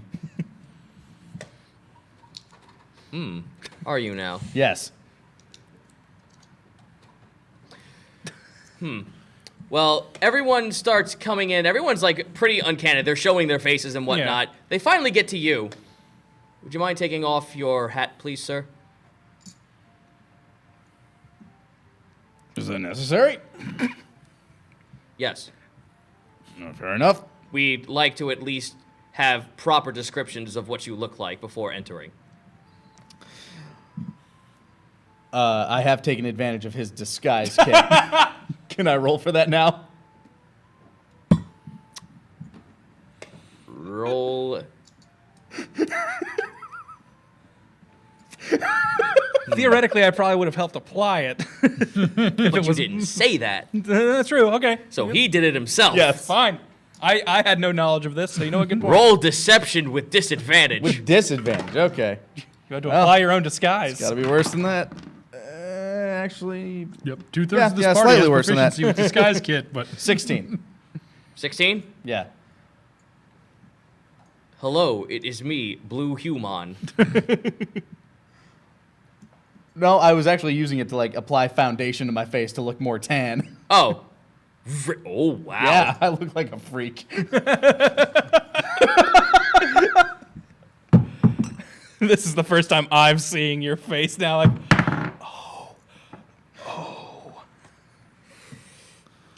Well, do you what he really remember looks the like? I'm Blue fucking music video from back in 1999? Maybe. where CG is not graceful back in the 90s? Fair enough. Where you look like a reboot character? That's what you look like. Just tan. is that what he really looks like? Why would he wear makeup around us all the time? I know it looks weird. All We right, I'm look going to roll weird. for the guards to hear that. Why would you do this to me, Eloy? Oh, they rolled a 20.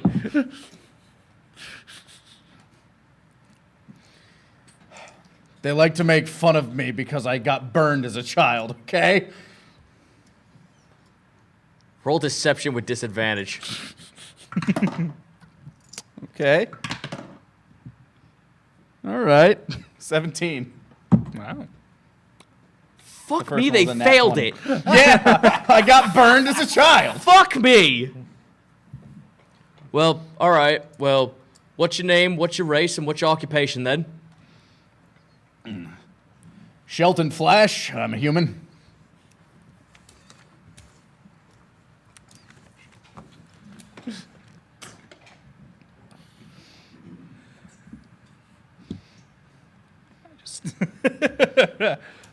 And what's your occupation, Mr. Flash? First mate of the Yeldon. If I'm whispering, is that a stealth check? Yeah.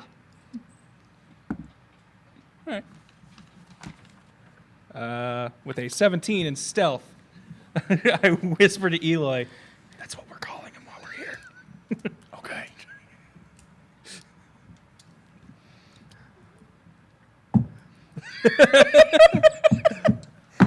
Now I put my hat back on. Now, if you don't mind us asking what actually happened to you that gave you that the scarring, if you could. Right? I step in.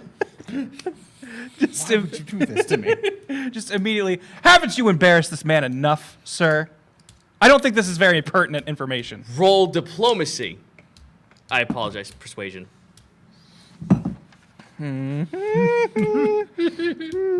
12.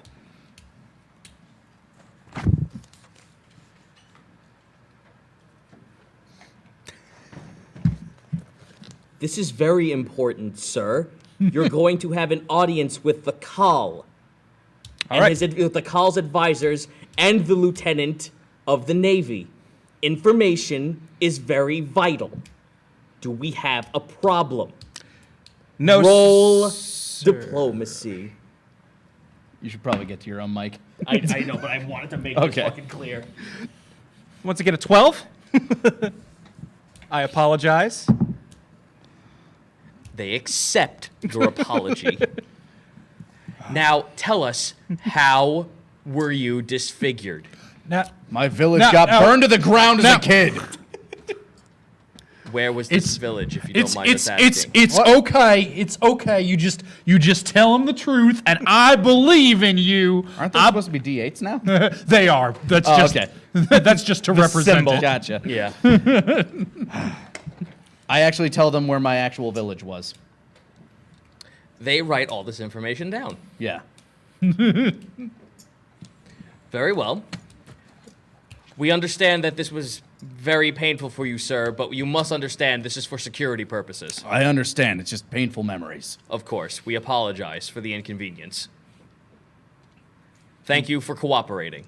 I once again apologize. It's just, I know this is painful for my friend and really didn't want to have to put him through anything unnecessary. I apologize for my interruption. You are doing a fine job. Thank you for understanding and cooperating. Here are your slips. You may now enter the city at your leisure. I take my All slip.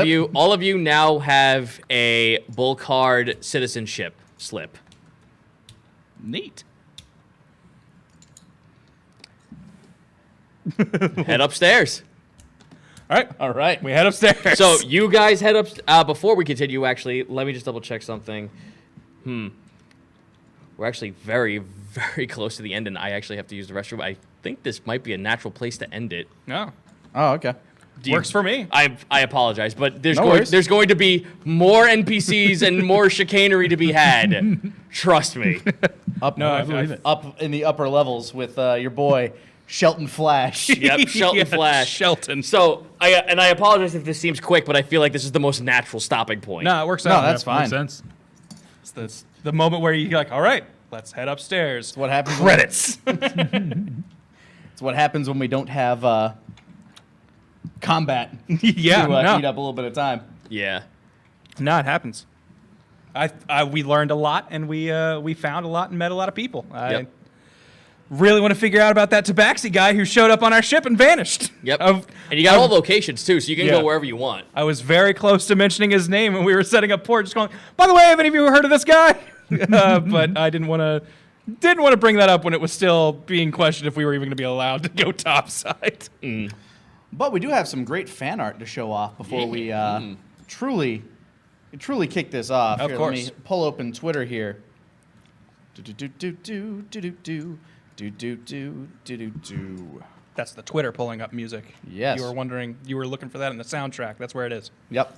You can find that under specifically that title. If we want to pull up picture number 1, we got here by Serious Rice Ball or Jenny Nicholson on Twitter. This is Eloy meeting Onslow for the first time.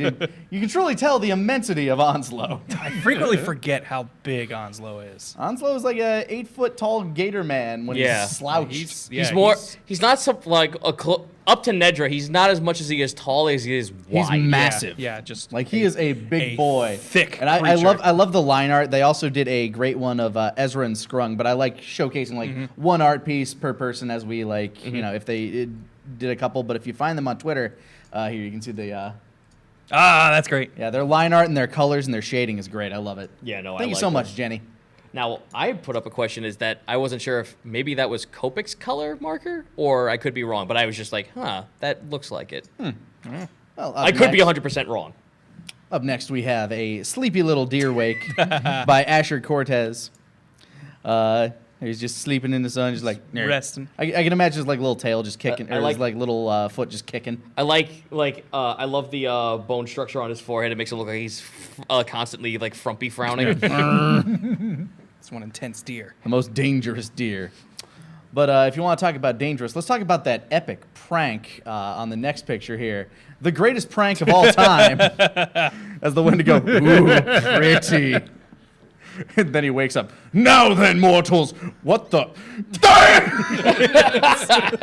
Get pranked! Truly, we were 100% in sync in that moment. Yep. So I'm This now is- going to ask: are you guys going to try to Macaulay Culkin every boss you encounter? If I find a way. Not necessarily every boss, but man, did that one work out. Yeah, no. That had everybody And again, working I'm together. I'm not upset that that happened. I'll go ahead and be That's- honest. that's gonna be teamwork that's there. gonna be what I look for. This is by Murdoch AR on Twitter. Let's see. Up next, we have a Ooh. little calliope by Nia, aka Nikki T Square on Aw. Twitter. She looks like a fawn version of Rydia from Final Fantasy IV. Yeah, kinda. Actually, yeah. Yeah, her little button earrings. Yeah. Up next, from Devil Eckes, Holy shit! aka Shane Hicks, we got the 16-bit wonders. They're all It's the whole crew. Yeah. Nick Even was showing this Calliope. to us before. You can like zoom in on that and get. Yeah. Oh man, yeah. Yeah. Get a good look at everybody. We got both of our trunks. We got Grammy looking over the side there. It's like we're on a Super Nintendo. Even includes Calliope, and there's Nedra all the way at the end, just giving the thumbs up. And there's the witness tower. Yep, Oh, yeah. off Yeah. there Out on in the the back. edge. That's really cool. All right. Thank you so much, Shane. Next up, we have one from Blitzy the Dragon, Left for Deer. Nice. A small expansion on some art they did for us last week. got the freaked out Calliope. They're just dead-eyed deer wake. What have I got? myself into? Everybody else is just so calm, but then there's Calliope just like, oh no, Oh god! we're doomed. I mean, that was basically how she felt the whole time. I mean, yeah, we could be doomed. Thank you so much, Blitzy. Gonna go to sleep. This next one is from Dorcas Prime. Yes! Or at Prime Dork. Here's our little boy Risk nuking an entire crowd of zombie deer people. I did it. Yeah. This feels like a god hand finisher. Praise be. KO! I love that like someone came to me and was just like, so how would we like if we could like describe Risk in some way, what would it be? I was just like, he's a religious Boy Scout. Yep. Look at all those religious merit badges he's got. Yep, he wears them like merit badges. And up next, a slightly less cheery one, we got Andrew Holmes, who did a great depiction of the Wendigo sinking into the shadows. Sick. Yeah, That again, scary like thing. the coloring, the line art, and the shading on this one is great. I absolutely love it. Like the dangling vines hanging from his antlers. It just looks so gnarled and monstrous. I'm always a big fan of like the raggedy, torn cloak for Yeah. any kind of creature like that. Yes. Yeah, and to move on to a fairly opposite art style, this is from Tiny the Bird.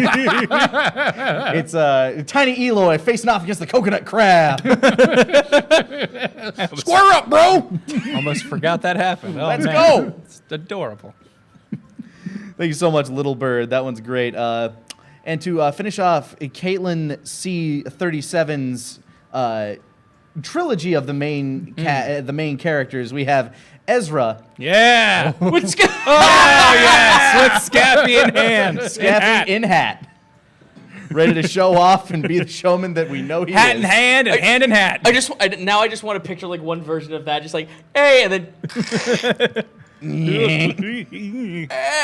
That's great. Thank you so much, Big Caitlin. old grin. I love that one. Moving on, we have Aliko Aarons, aka Bangarang Aliko. I call this one Jawsome. love that he retains his beard still. Ready to fucking go. Yeah, Sharkman Pliskin firing off the cannon there. Frothing at the mouth, just looking for the next hunt. Yep. Thank you so much, Bangarang Aliko. Next up, we have... Here's a little God of Destruction Risp by Jasper PRL, or Jasper Lind. He'll be fighting me now. This is the way, like, after we gave him the cloak, this is just how I picture him. Before creation Comes destruction. I'm your God now. Pray to me, Don't swear to God, swear to me. for I am your God. I determine whether you exist from this point on. Now you have to listen to me. Thank you so much, Jasper. What's up now, Dorn? What's up now? This next one here, by Cherry T, is a painting of the Wendigo here in his cross-armed fashion, full Reaper mode. Tigress 458, as they go by on Twitter here. They finished the painting. It looks great. Like, they did a little sketch they came out beforehand. Oh, the the difference, WIP? yeah, the difference between the work in progress and this is night and day. Like, it is incredible. Not a happy little tree there in this painting. Not this day. All right, gotta scroll down because the next one is a little bit earlier, I believe. Yeah, there we go. We got our Punchy Princess Yeah. by Trainer V. Getting ready for a punching zoo. Nedra the Breaker. Ready to break the things. Break all the things. Oh my God, that's right. Did no one tell her that there's a zoo? Does she think that she could punch things in the zoo? I'll be sure. Well, if she needs to punch stuff, we will show her to the fight pits, but that would probably blow our cover pretty quick. Yeah.